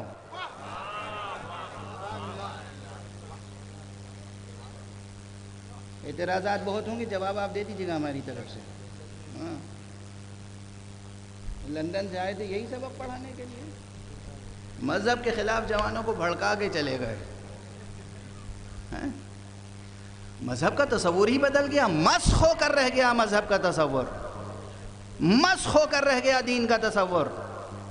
مذہب آیا تھا راستہ دکھانے کے لیے، آگے بڑھو، آپ سب ٹھٹک کے وہیں رہ گئے، آگے بڑھنے کا نام ہی نہیں لے رہے۔ پوری دنیا الزام دے رہی کہ صاحب یہ چونکہ مذہب پرست ہیں، ان کا مذہب ایسا، اس لیے ترقی کر ہی نہیں سکتے۔ یہ مذہب کی روح ہے ارتقاء، مذہب کی روح ہے ترقی، مذہب کا پیغام ہے عروج، مذہب کا جو ذمہ دار ہے وہ تھا صاحب معراج، وہ افلاک کو روندتا تھا، آپ زمین پر لوٹ رہے ہیں۔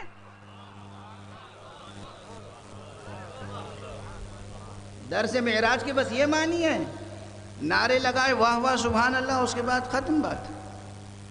درس فضائل اہل بیت کے یہ معنی ہے، ان کی فضیلتیں خدا کی قسم، ان کی فضیلتیں یہ ہیں کہ تمام افلاک ہستی اگر صفحے قرطاس بن جائیں، لوح بن جائیں اور اس پر فضائل لکھے جائیں تو ان کے فضائل پورے نہیں ہو سکتے۔ وہ اپنی جگہ، اور آپ ان کے فضائل مسلسل سن رہے ہیں، مسلسل۔ میں نے کل کیا کہا تھا کہ شاید 365 دن لکھنؤ میں ایک دن بھی ایسا نہیں گزرتا ہوگا جب کہیں نہ کہیں فرش اعضا نہ بچھتا ہو، کہیں نہ کہیں صفحے اعضا روشن نہ ہوتی ہو، لیکن آپ کے معاشرے میں، معاشرتی اقدار میں، آپ کے وجود میں، آپ کے اسلوب میں، آپ کے اسٹائل میں، آپ کی فکر میں، آپ کے تخیل میں، آپ کے علم میں، آپ کے عمل میں، آپ کی قوت میں، آپ کی قدرت میں فرق آتا ہے کچھ سن کر؟ ترقی کر رہے ہیں آپ؟ مذہب نام ہی ہے راستے کا، راستے پر ٹھہرا نہیں جاتا، چلا جاتا ہے۔ مذہب پر گزرا جاتا ہے، ٹھہرا نہیں جاتا، ٹھہرا جاتا ہے جا کے منزل پر۔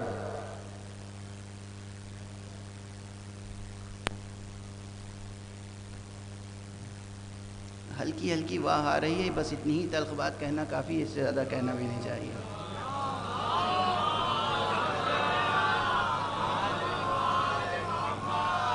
ایک اور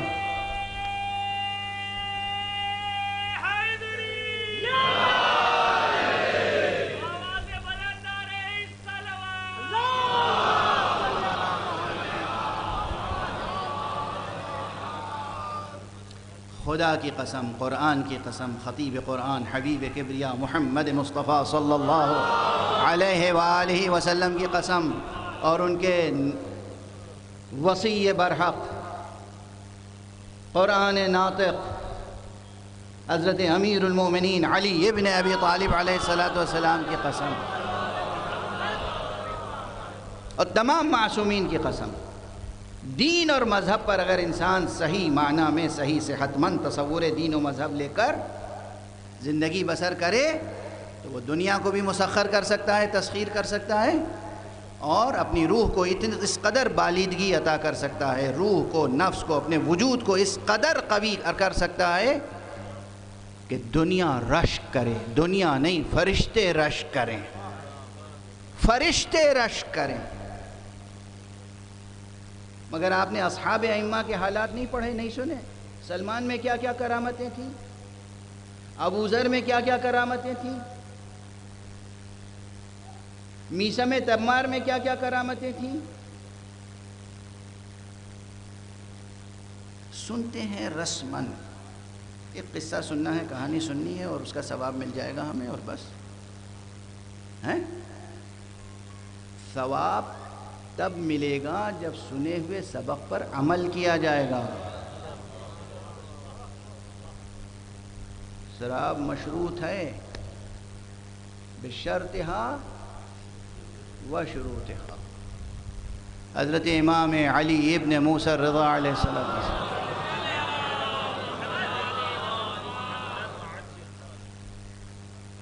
ابھی مجلس نہیں پڑھ رہا ہوں نا میں، خاص کلاسیکی ذوق کیا کہے گا لکھنؤ والوں کا، کوئی مجلس پڑھی ہے آج انہوں نے؟ لیکچر دے رہے تھے خالی، تو اب یہی صحیح، آج لیکچر دے لینے دیجیے ہیں۔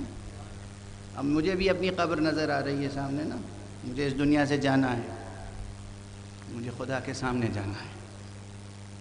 وہ پوچھے گا کہ تم نے اتنا بڑا مجمع آیا تھا، میں نے مسخر کر دیا تھا، اتنے لوگ تمہارے نام پر کھنچ کے آئے تھے، انہیں کیا سبق دے کے آئے،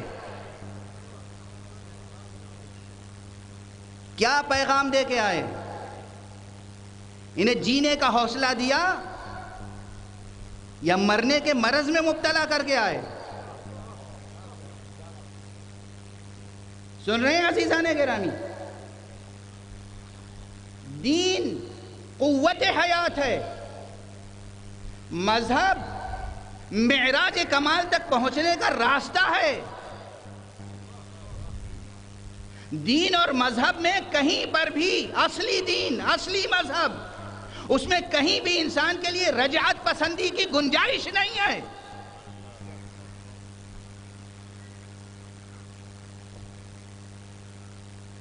جیو، قوت کے ساتھ جیو، جیو اس طرح جیو کہ زندگی خراج تحسین پیش کرے۔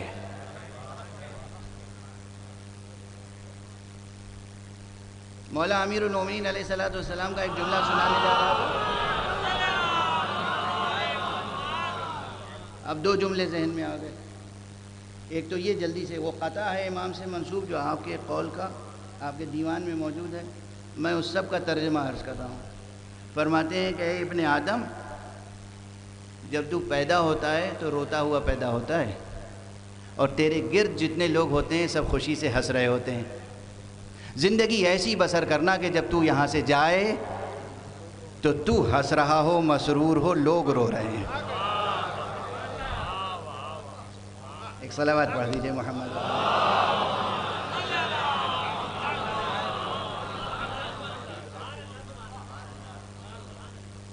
ہم لوگ تو ایک ضرورت ہے تعلیمی، یہ کیا ہوتا ہے؟ ایک ضرورت ہوتی ہے تعلیمی، ذہن انسانی کی ایک کیفیت ہے، کسی بات کو کسی طرح پیش کیا جائے گا، بیان کیا جائے گا، کچھ دیر اس پہ ڈسکشن ہوگا، تب بڑوں کے بوڑھوں کے ذہنوں میں، بچوں کے جوانوں کے ذہنوں میں وہ راسخ ہوگی بات، ورنہ حقیقت یہ ہے کہ قرآن کی ایک ایک آیت اور معصوم کے ایک ایک چھوٹے چھوٹے فقروں میں بات تمام ہے۔ پوری زندگی بسر کرنے کی روشنی اس ایک جملے میں موجود ہے۔ اس طرح زندگی بسر کرو کہ جب تم آئے تھے تو تم رو رہے تھے، سب تمہارے گرد ہنس رہے تھے، جب تم جاؤ تو تمہاری روح مطمئن ہو، تم ہنس رہے ہو، مسرور ہو، شاداں ہو، فرحاں ہو، اور تمہارے گرد جو لوگ ہوں وہ غم سے رو رہے ہوں۔ سیر و سلوک و اخلاق و سیاست و تمدن و سماج، سب کا درس اس چھوٹے سے امیر المومنین علی ابن ابی طالب کے جملے میں موجود ہے۔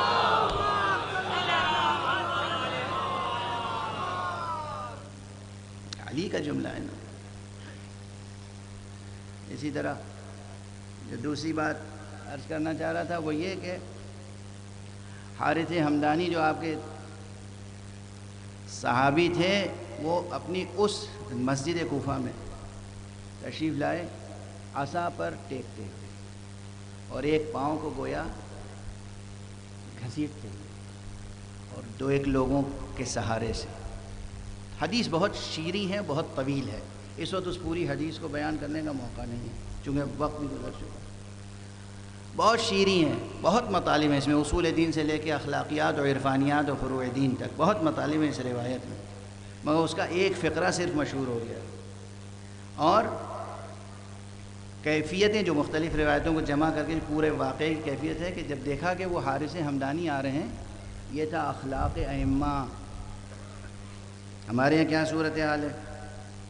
میرے سر پہ عمامہ ہے اور جسم پہ قبا اور دوش پہ ردا، تو بس خواہش یہ ہوتی ہے کہ ہر آدمی میرا ہاتھ چومے اور میری جوتیاں سنبھالے، چاہے وہ بڑا ہو، بوڑھا ہو، بزرگ ہو، کسی دوسرے فن میں کچھ بھی کمال رکھتا ہو، مگر میرے سامنے وہ جھکا رہے اور کسی کے احترام میں کوئی کرسی سے اٹھتا نہیں۔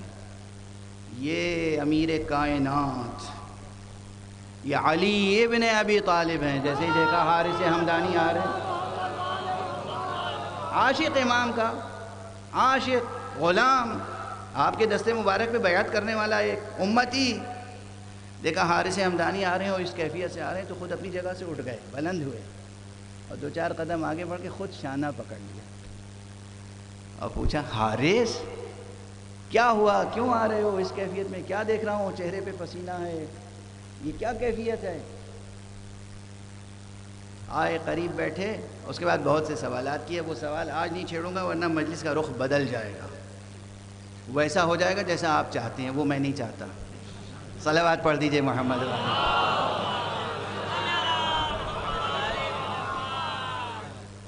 آپ کی چاہت پوری نہیں کرنا چاہتا میں آج، ٹھیک ہے نا؟ پیش نظر رہتی ہیں باتیں کہ آپ کیا چاہتے ہیں۔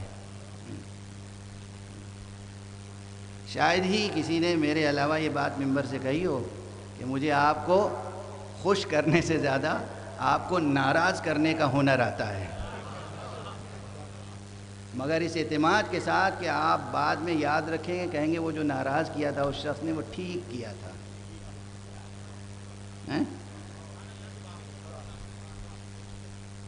میں نے بہت تجربہ کیا ہے، سچا تجربہ زندگی کا بتا رہا ہوں، اور آپ لوگ تجربہ کر کے دیکھیے گا۔ سچی محبت سے بے ریا بات اخلاص کے ساتھ کسی کی اصلاح کے لیے آپ کہیے، اگر وقت پر اسے بری بھی لگے گی تو بعد میں آپ کا شکر گزار رہے گا، ہمیشہ شکر گزار رہے گا، ہمیشہ، کتنا ہی ناراض ہو جائے وقت پر، مگر بعد میں آپ کا شکر گزار رہے گا۔ تو بس اسے آج سے اپنی زندگی کے رویے میں شامل کر لیجئے گا۔ لوگوں کی خوشامدیں کرنا چھوڑ دیجئے، لوگوں کو ناراض کرنا سیکھیے، دیکھیے معاشرہ کتنی ترقی کرے گا۔ ایک صلوات پڑھ دیجئے محمد والے۔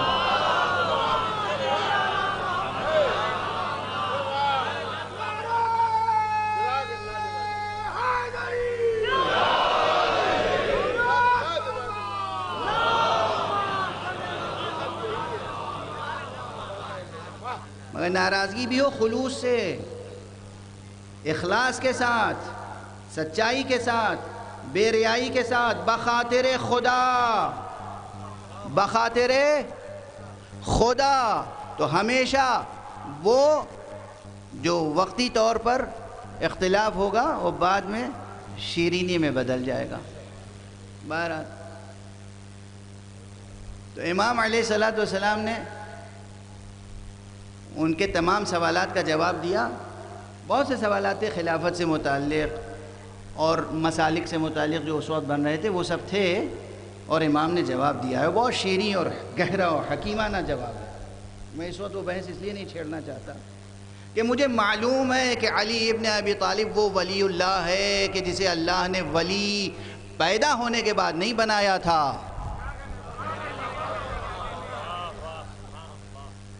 جو ولی پیدا ہوا تھا اولیاء کے صلب سے پیدا ہوا تھا. علی تنہا ولی نہیں تھا، علی ولی ابن ولی ابن ولی ابن ولی ابن ولی ابن ولی تا آدم ابن ولی تھا. علی سے نہ ولایت کوئی چھین سکتا ہے نہ خلافت. اس لیے یہ موضوع ایسا ہے کہ جب جس کا جی چاہے جہاں مجھ سے گفتگو کرنا چاہے، بحث کرنا چاہے وہ کر لے. لیکن مجھے معلوم ہے کہ یہ تمام مجمع جو سامنے بیٹھا ہے یہ ولایت و خلافت و امامت و رہبری پر عصمت امیر المؤمنین علی ابن ابی طالب علیہ الصلوۃ والسلام کا قائل ہے.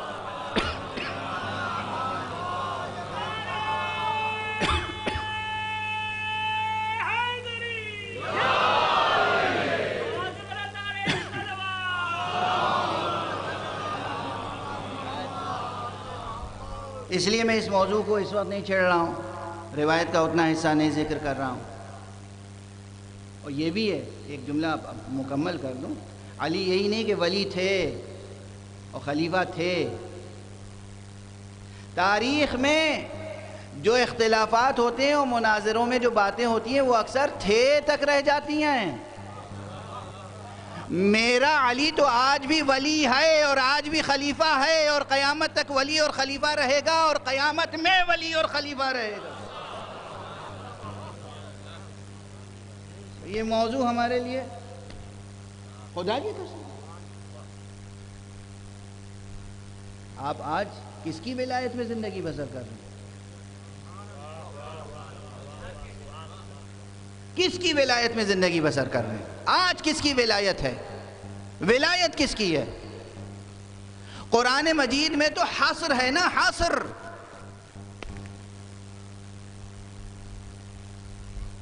ولایت کے 3 ہی دائرے ہیں اور اس میں وقت کی کوئی قید نہیں ہے. انما ولیکم اللہ ورسولہ والذین آمنوا الذین یقیمون الصلاة ویؤتون الزکاة وہم راکعون. یہ آیت یاد ہے نا؟ اس میں ٹائم فیکٹر ہے کہیں؟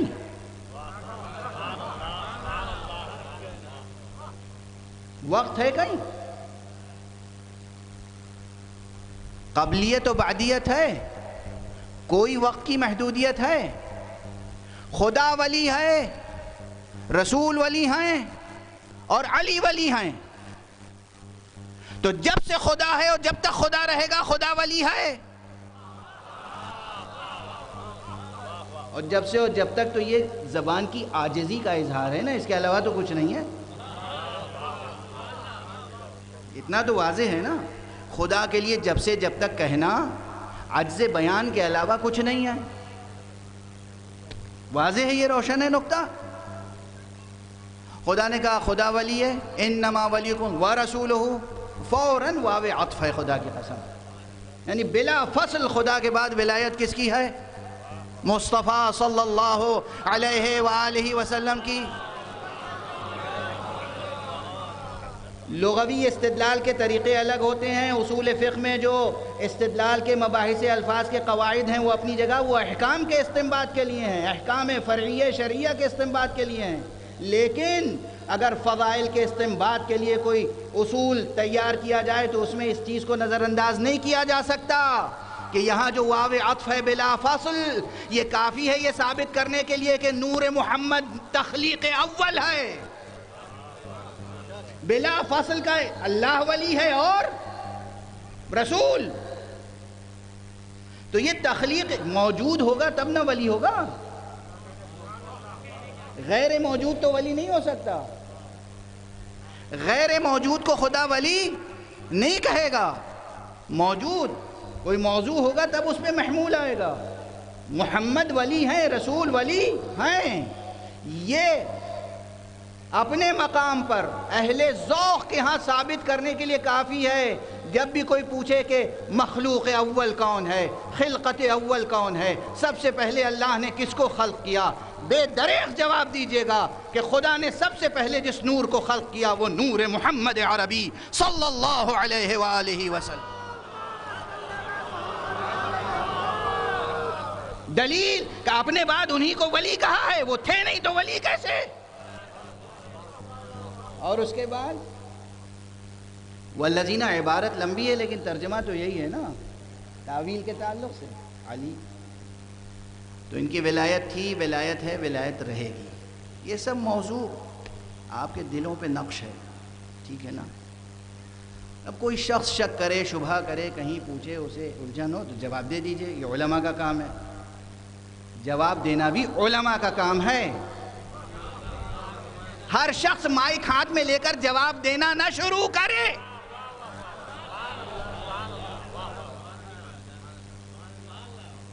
معلوم ہوا ناخواندہ محض اپنے نام کا املا درست نہیں لکھ سکتے، اپنے نام کا تلفظ صحیح نہیں کر سکتے، دین اور مذہب اور خلافت اور ولایت کے موضوع پر منبر پر آ کر مناظرہ فرما رہے ہیں۔ آپ کیا اور آپ کا مناظرہ کیا؟ آپ کیا اور آپ کی دلیل کیا؟ اپنی حدوں کو پہچانیں۔ امام محمد تقی علیہ السلام نے فرمایا،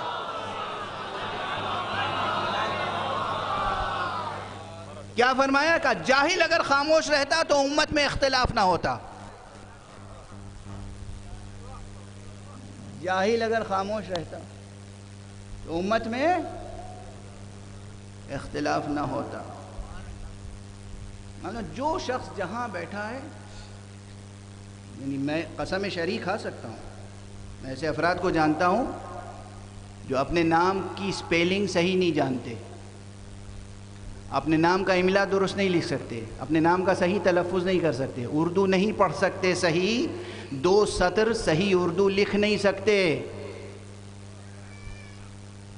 اور مناظرے کر رہے ہیں، سنیوں کا جواب دے رہے ہیں، وہابیوں کا جواب دے رہے ہیں، شیعوں کا جواب دے رہے ہیں، مجتہدوں کا جواب دے رہے ہیں، خامنئی صاحب کا جواب دے رہے ہیں، سیستانی صاحب کا جواب دے رہے ہیں، خوئی صاحب کا جواب دے رہے ہیں۔ اے سبحان اللہ، کیا قیامت برپا ہے، خدا کی قسم کیا قیامت برپا ہے، کیا قیامت برپا ہے۔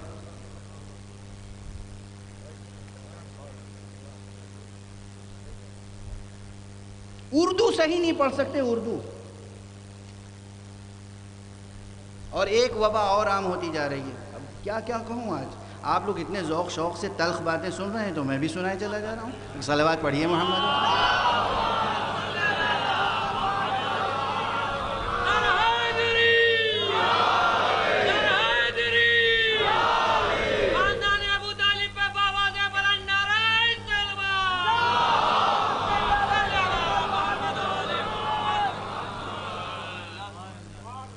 ایک اور وبا عام ہو رہی ہے، بہت تیزی سے عام۔ ایک تو مناظرہ کہتے ہیں نظریے کے تبادل کو۔ آپ صاحب نظریہ ہیں اور یہ صاحب نظریہ ہیں، تو یہ اپنا نظریہ پیش کریں گے اور یہ اپنا نظریہ پیش کریں گے، اس صادق نیت کے ساتھ، اس سچی نیت کے ساتھ کہ ہمیں حقیقت تک پہنچنا ہے، ٹھیک ہے نا؟ لیکن مناظرہ کرے گا کون؟ جو صاحب نظر ہو، جو صاحب نظریہ ہو۔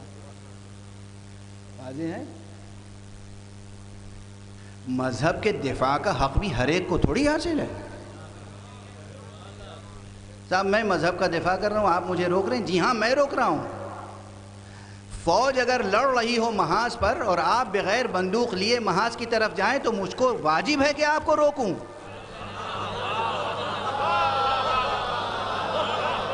وطن کی محبت اپنی جگہ، جہاد لڑنے کا شوق اپنی جگہ، مگر پہلے اسلحہ لو، ٹریننگ حاصل کرو، پھر جاؤ، ورنہ جاؤ گے ہلاک ہو جاؤ گے۔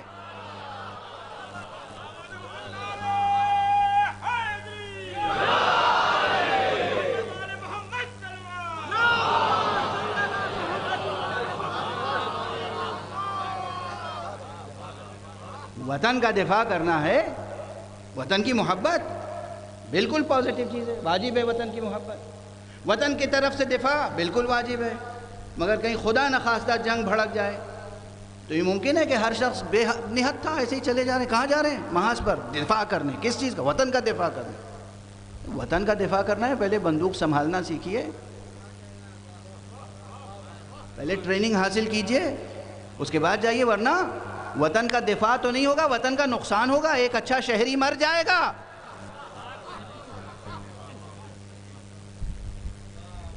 اور فرما رہے ہیں آپ، دین کا دفاع کرنا ہے، مذہب کا دفاع کرنا ہے، مذہب پہلے خود پڑھو تو صحیح، دین سمجھو تو صحیح۔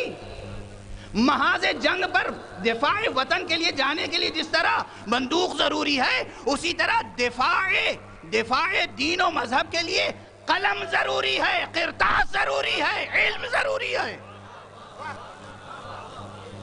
قلم سنبھالنا تو سیکھو، ناموس قلم سے آشنا تو ہو، حرف شناس تو بنو، نور علم تو جذب کرو۔ دین نور ہے، نور کا دفاع نور سے کیا جاتا ہے، جہل کی تاریکی سے نہیں کیا جاتا۔ جہالت ایک عام مناظرے ہو رہے ہیں، جواب دیے جا رہے ہیں مختلف، جہاں محاذ نہیں بھی کھلا ہوا ہے آپ کے جواب دینے سے نئے محاذ کھل رہے ہیں، جو محاذ نہیں ہے وہ بھی نئے محاذ کھل رہے ہیں۔ پہلے ٹریننگ حاصل کیجئے، علم حاصل کیجئے، ناموس قلم سے آشنا ہوں، بار قلم اٹھانا وہ حوصلہ پیدا کریں۔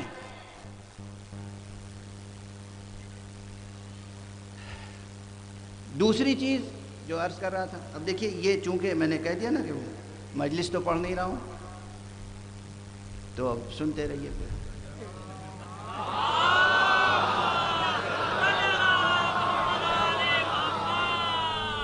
اچھا بس ایک چیز، جتنی دیر طاقت ہے اتنی دیر سہمت دوں گا، اس سے زیادہ تھوڑی۔ ایک چیز بہت بری پھیل رہی ہے، میں نے خود سنا اپنے کانوں سے، یوٹیوب پر، یوٹیوب میں بھی دیکھتا ہوں، آئی پیڈ اب زندگی کی ضرورت ہے۔ جو ماں باپ ہیں جتنے بھی غریب ہوں، آپ بچوں کے لیے روٹی ایک کے بجائے آدھی کھائیں، مگر ان کو تعلیمی وسائل ضرور فراہم کریں۔ ماڈرن ٹیکنالوجی ایجوکیشن کی گھر گھر میں ہونی چاہیے، واضح ہے؟ پہلے لائبریریوں میں جاتے تھے، اب سینکڑوں نہیں ہزاروں لاکھوں کتابیں آپ آئی پیڈ پر مطالعہ کر سکتے ہیں، ریڈنگ کر سکتے ہیں، ریسرچ کر سکتے ہیں، علم کے دروازے کھلے ہوئے ہیں۔ دنیا میں بہت سے راجا اور مہاراجا اور نوابین اپنی لائبریری کے دروازے آج بھی نہیں کھولتے ریسرچرز کے لیے، تو نہ کھولیں۔ وہ کتابوں کو کتب خانے جو بند رہتے ہیں دیمک کی نظر ہو جاتے ہیں۔ جدید ٹیکنالوجی نے، ماڈرن ٹیکنالوجی نے سب خزانے کھول کے رکھ دیے ہیں۔ بدقسمت ہیں وہ جو کتب خانوں میں تالے ڈالتے ہیں، خدا کے سامنے جواب دینا ہوگا انہیں۔ کتب خانوں میں تالے، کتب خانوں میں تالے، کتب خانوں میں تالے۔ ایک صلوات پڑھ دیجئے محمد۔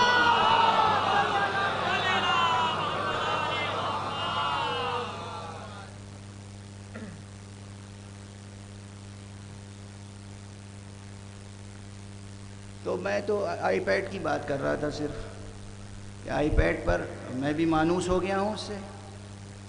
تو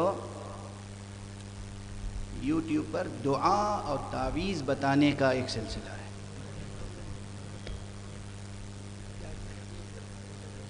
آیتیں، اسم، یہ پڑھ لیجئے، یہ پڑھ لیجئے، یہ پڑھ لیجئے، اور اس قدر کانفیڈنس کے ساتھ، اور خود جو بتا رہا ہے وہ آیت غلط پڑھ رہا ہے۔ ہاں، حیرت تب ہوئی، اب میں نام نہیں لوں گا ممبر پر، ادھر ہی سے نہیں ادھر سے بھی، ایک بہت بڑی مشہور شخصیت، مشہور شخصیت، مشہور، جب آپ سوچ نہیں سکتے، تصور نہیں کر سکتے، مشہور شخصیت، لوگوں پہ ایک طاری ہے ان کا رعب، بہت بڑے خطیب ہیں، بہت بڑے علامہ ہیں، بہت شریعت اور دین کی تبلیغ کرنے والے ہیں، اور ان کی میں نے خود اگر نہ سنی ہوتی تو یہ درد دل نہ کرتا۔ قرآن مجید کی ایک آیت جو سامنے لکھی ہوئی آ رہی ہے، یوٹیوب پہ لکھی ہوئی آ رہی ہے آیت صحیح لکھی ہوئی ہے، اور اس کو وہ ایک بار نہیں دہرا رہے ہیں کہ کہا جائے کہ تلفظ جو ہے وہ زبان پھسل گئی، سبقت لسانی ہے، سلپ آف ٹنگ، نہیں، 2 بار 3 بار پڑھ کے وہ بتا رہے ہیں کہ یہ پڑھیے اور آیت غلط۔ اب یہاں پہ کون سا نعرہ لگواؤں؟ جو جی چاہے لگا۔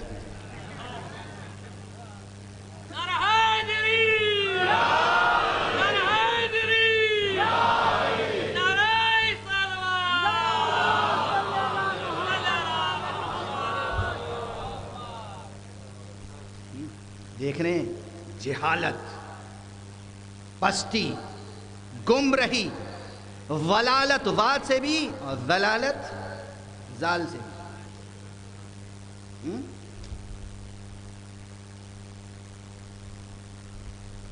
اس سے نکلیے۔ مذہب مشکل سے نکلنے کے راستے کا نام ہے، یاد رہے گا یہ جملہ؟ پہلے کیا کہا تھا ہم نے؟ مذہب راستے کا نام ہے، لیکزیکلی، ڈکشنری میننگ، لغوی جذور، جو لغوی اصل ہے، اصطلاحی بات نہیں کر رہا ہوں، اصطلاح میں بھی اسی معنی سے استفادہ کیا گیا۔ مذہب مشکل سے نکلنے کے لیے راستے کا نام مذہب ہے، نہ کہ میں مشکل کو پیدا کرنے کا یا مشکل میں مبتلا رہنے کا۔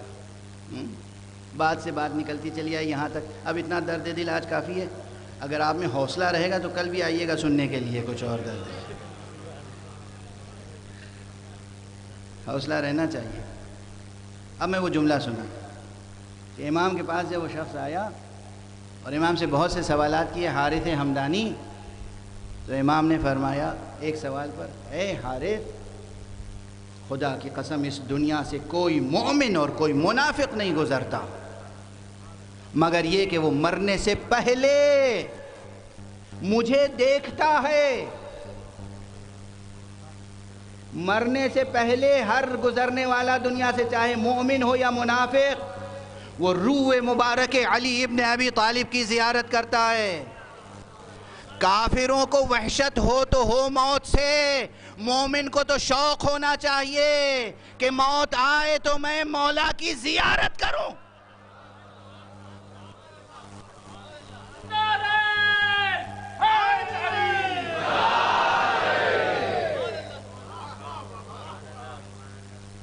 اب اس چھوٹے سے اس فقرے، اس روایت کے اتنے ہی سے حصے پہ اگر علمی بحث کی جائے تو کتنی شقیں پیدا ہوں گی۔ کیسے ایک وقت میں کتنے مومنین مرتے ہیں، دنیا سے گزرتے ہیں؟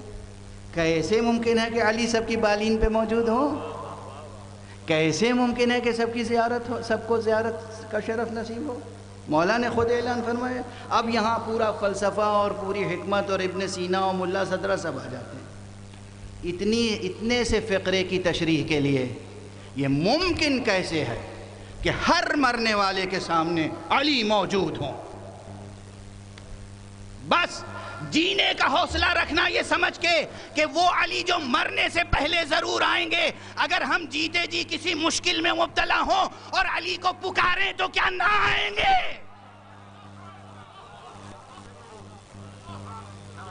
جینے کا حوصلہ لے کے جاؤ، کسی اور کی امامت کے قائل نہیں ہو، علی کی امامت کے قائل ہو۔ صلوات پڑھ دیں محمد و آلہ۔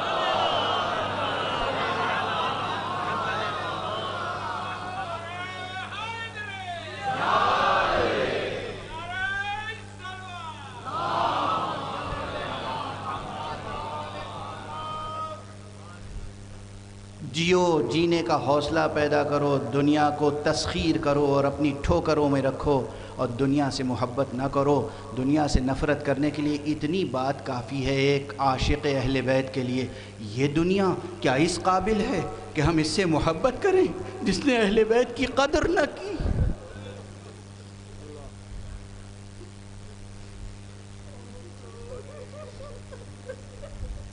یہ دنیا جس نے محمد رسول اللہ کی قدر نہ کی،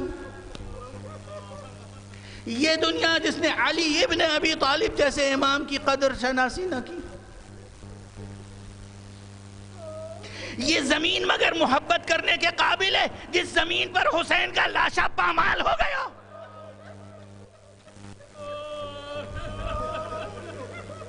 زمینوں سے محبت نہ کرو، زر اور زمین سے محبت نہ کرو، دنیا سے محبت نہ کرو، تسخیر کرو، غلام بنا کے رکھو، دنیا کو اپنی کنیز بنا کے رکھو، دنیا کو اپنی ٹھوکروں میں رکھو، دنیا کو زنجیر بکف اپنے سامنے رکھو۔ یہ دنیا جہاں زینب کے ہاتھ روئے رسل پر، یہ دنیا اس لائق ہے کہ ہم اس سے محبت کریں۔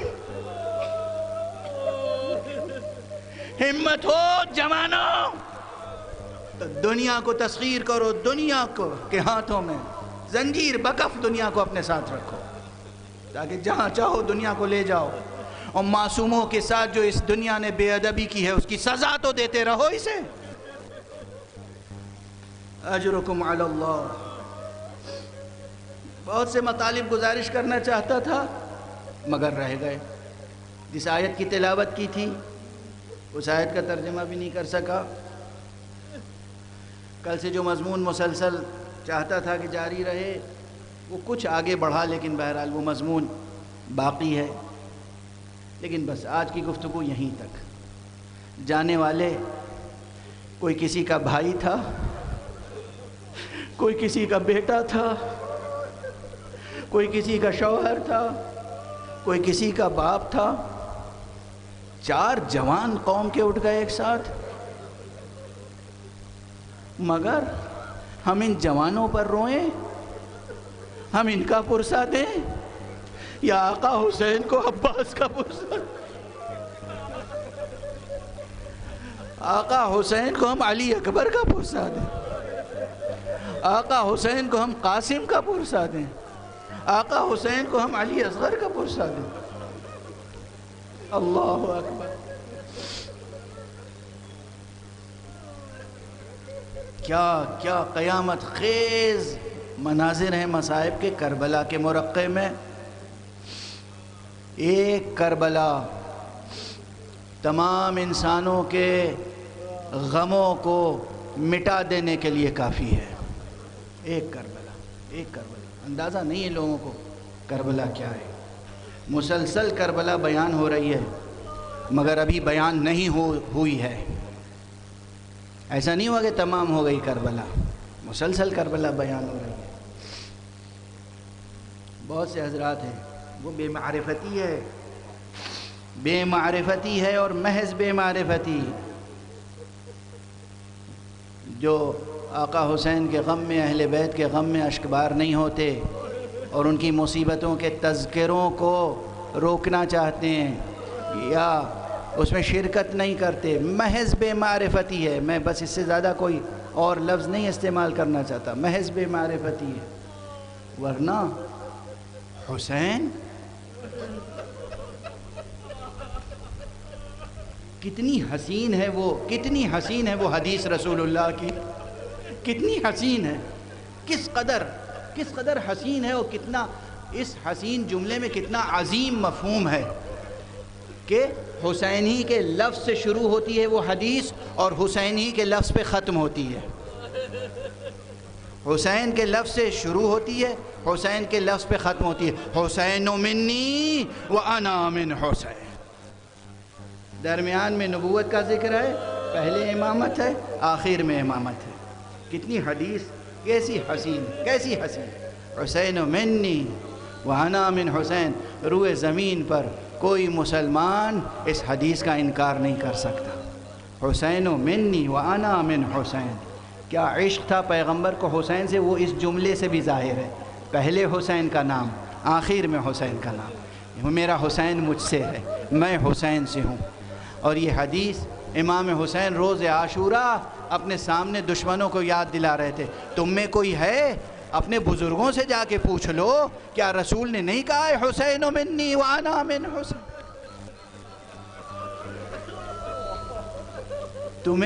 تم مجھے پہچانتے ہو کیا؟ رسول اللہ نے نہیں کہا ہے کہ حسن و حسین، الحسن والحسین سیدہ شباب اہل الجنہ؟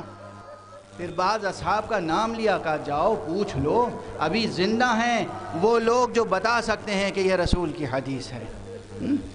آج بھی میں عرض کر رہا ہوں، کرۂ ارض پر کوئی مسلمان محدث ایسا نہیں ہے جو ان حدیثوں کا انکار کرے۔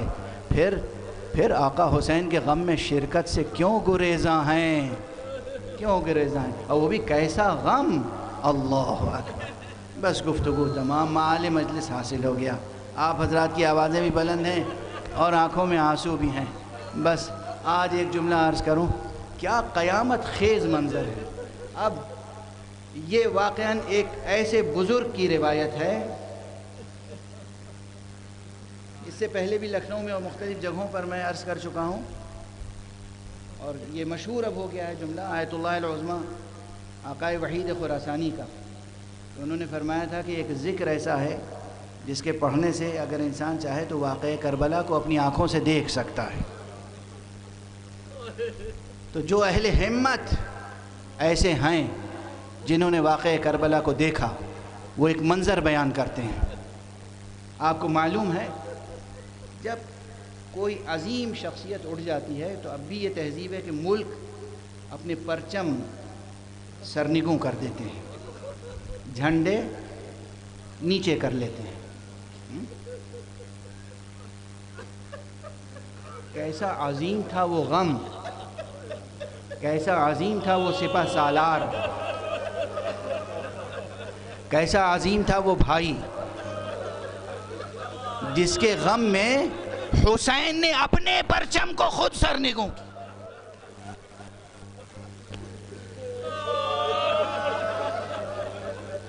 آپ نے اٹھایا ہوگا لاشا،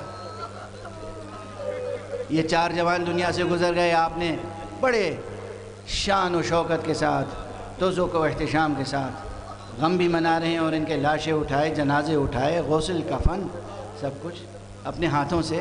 کوئی حوصلہ رہ تو نہیں گیا نا، کوئی تمنا ایسی تو نہیں ہے جو پوری نہ کی ہو آپ نے، لیکن ہائے حسین!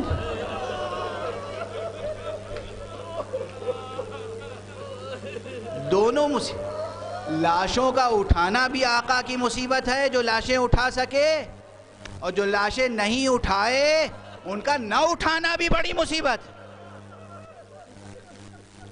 اس میں سے ایک عظیم لاشا وہ ہے جو آقا کے سپہ سالار اور وفادار بھائی کا لاشا ہے۔ آقا حسین جب سرہانے پہنچے ہیں، جو وصیتیں کی ہیں اس میں سے ایک خاص وصیت حضرت عباس کی یہ تھی، آقا مجھے خیمے میں نہ لے جائیے گا، میرا لاشا یہی چھوڑ دیجیے گا۔ اس پر بڑی توجیہیں ہوتی ہیں، بڑی توجیہیں ہوتی ہیں۔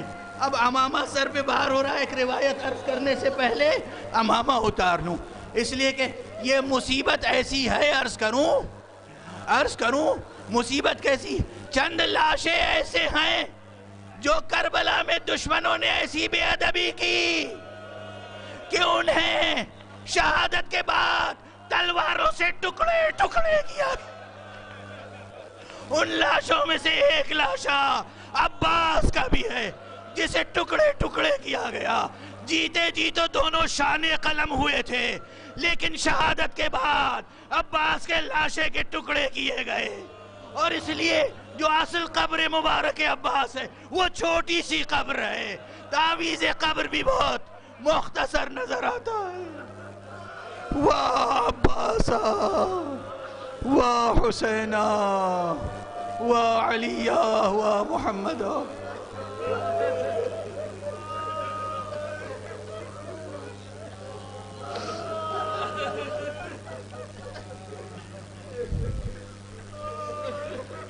پروردگار ہمیں علوم قرآن اور معارف اہل بیت سے آشنا فرما۔ معبود پروردگار ملت اسلامیہ کو تہذیب آل محمد کے سانچے میں ڈھال دے۔ پروردگار ہماری ماؤں کو مثالی مائیں، ہمارے بزرگوں کو مثالی بزرگ بنا دے۔ پروردگار قوم کا ہر بچہ مثالی نظر آئے دنیا میں۔ پروردگار ہمیں دنیا کو تسخیر کرنے کی قوت عطا فرما۔ پروردگار ہم سے ہماری کوئی خدمت قبول فرما۔ پروردگار اپنے ولی عصر کو اذن ظہور عطا فرما، اور ان کے ہاتھوں سے اپنی رحمت و رافت و عدالت کا پرچم لہراتا۔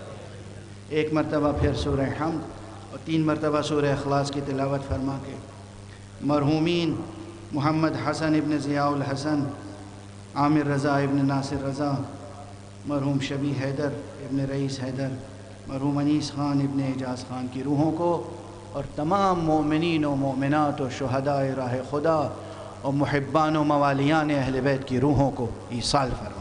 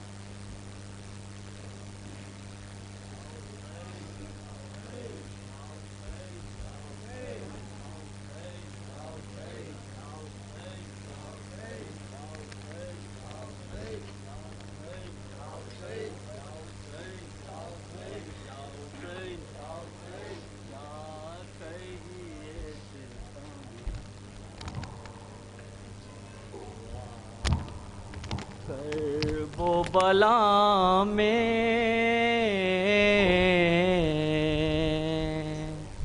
کیا کہیے ستم کیسا ہوا، کربلا میں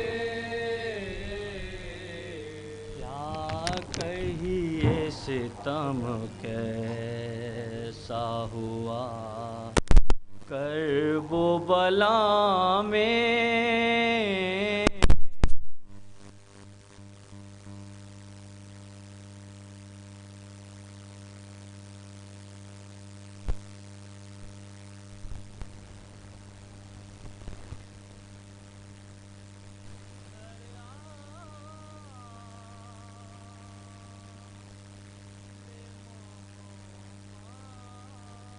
کا لٹا، کرب و بلا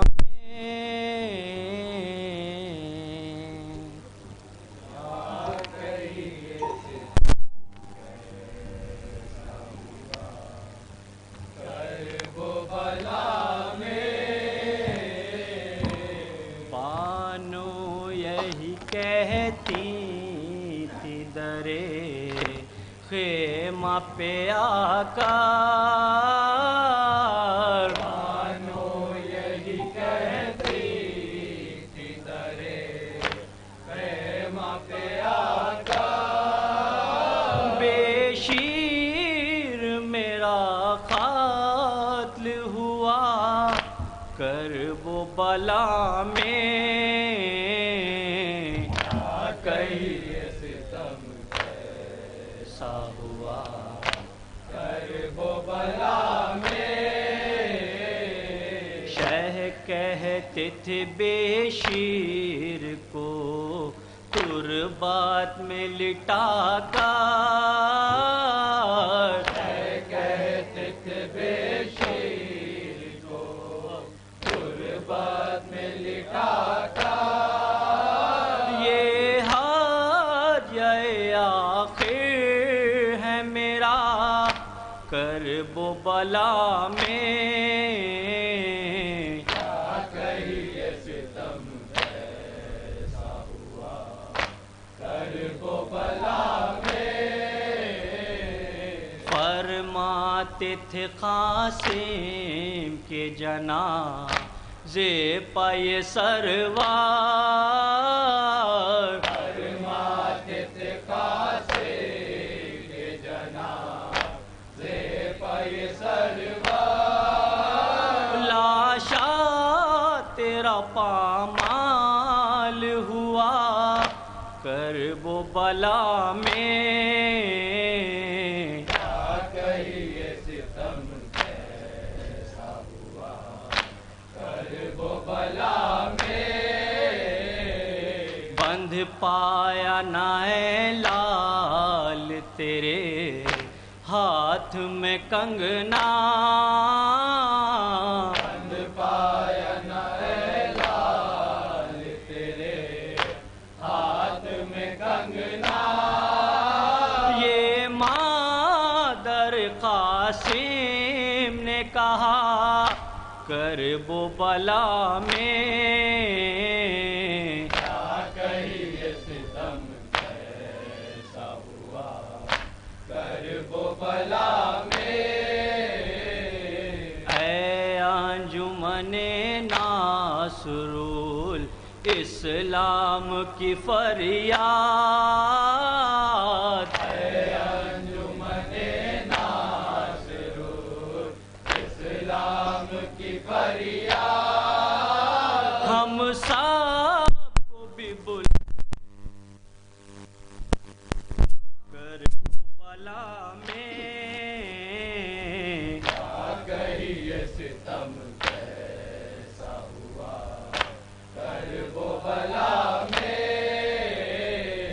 عالم میں بیاں کیا کروں روداد سکینہ، عالم میں بیاں کیا کروں روداد سکینہ، کیا کیا نہ ستم اس پہ ہوا کرب و بلا میں، کیا کہیے ستم کیسا ہوا کرب و بلا میں،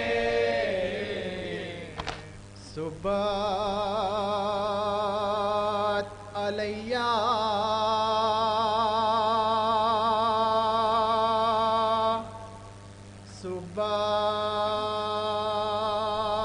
صبات علیہ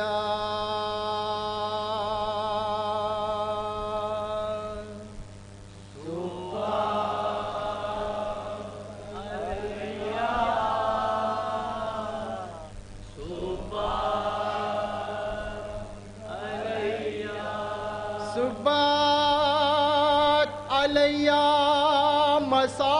مصائب النہار، صبات علیہ میں سرنا لیالیا،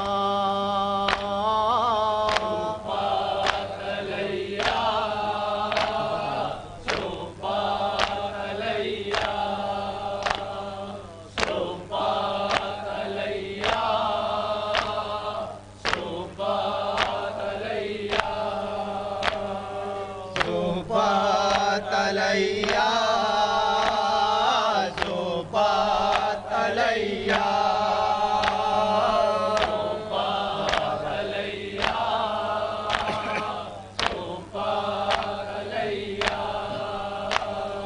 بابا تمہارے بعد پڑی جو مصیبتیں،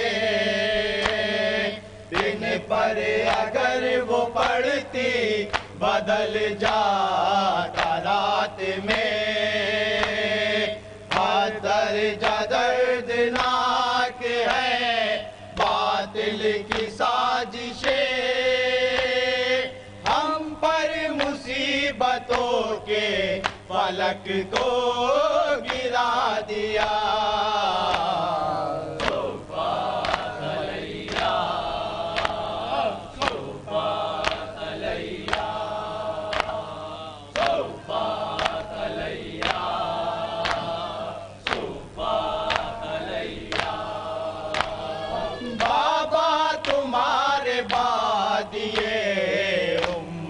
نے کی دغا پہلو پہ میرے جلتا ہوا در گرا دیا، محسن شہید ہو گیا باہے مصیبت،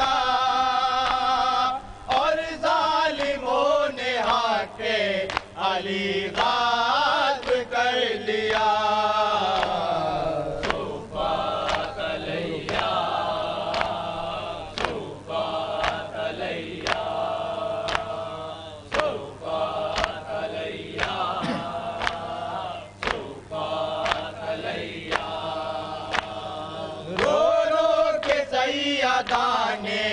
پیامبر سے یہ کہا بعد وفات بھی میں غموں میں ہوں مبتلا ضربت لگی علی کے حسن کا جگر کٹا بابا میرے حسین پر ہوتی ہے اب جفا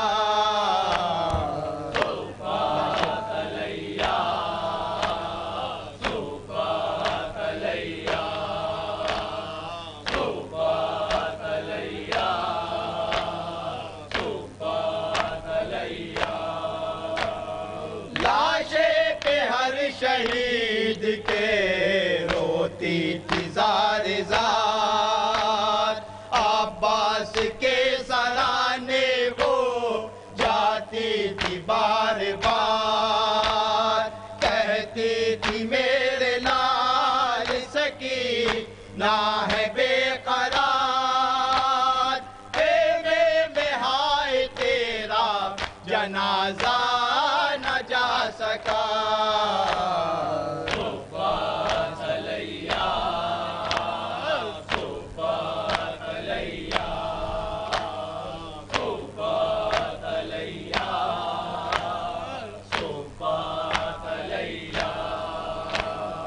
جس وقت شہ نے آخری سجدہ ادا کیا کہ میرے لعین ظلم کا خنجر چلا دیا زہرا نے اپنی گود میں سر شہ کا لے لیا سوئے فلک اٹھائی نظر اور یہ کہا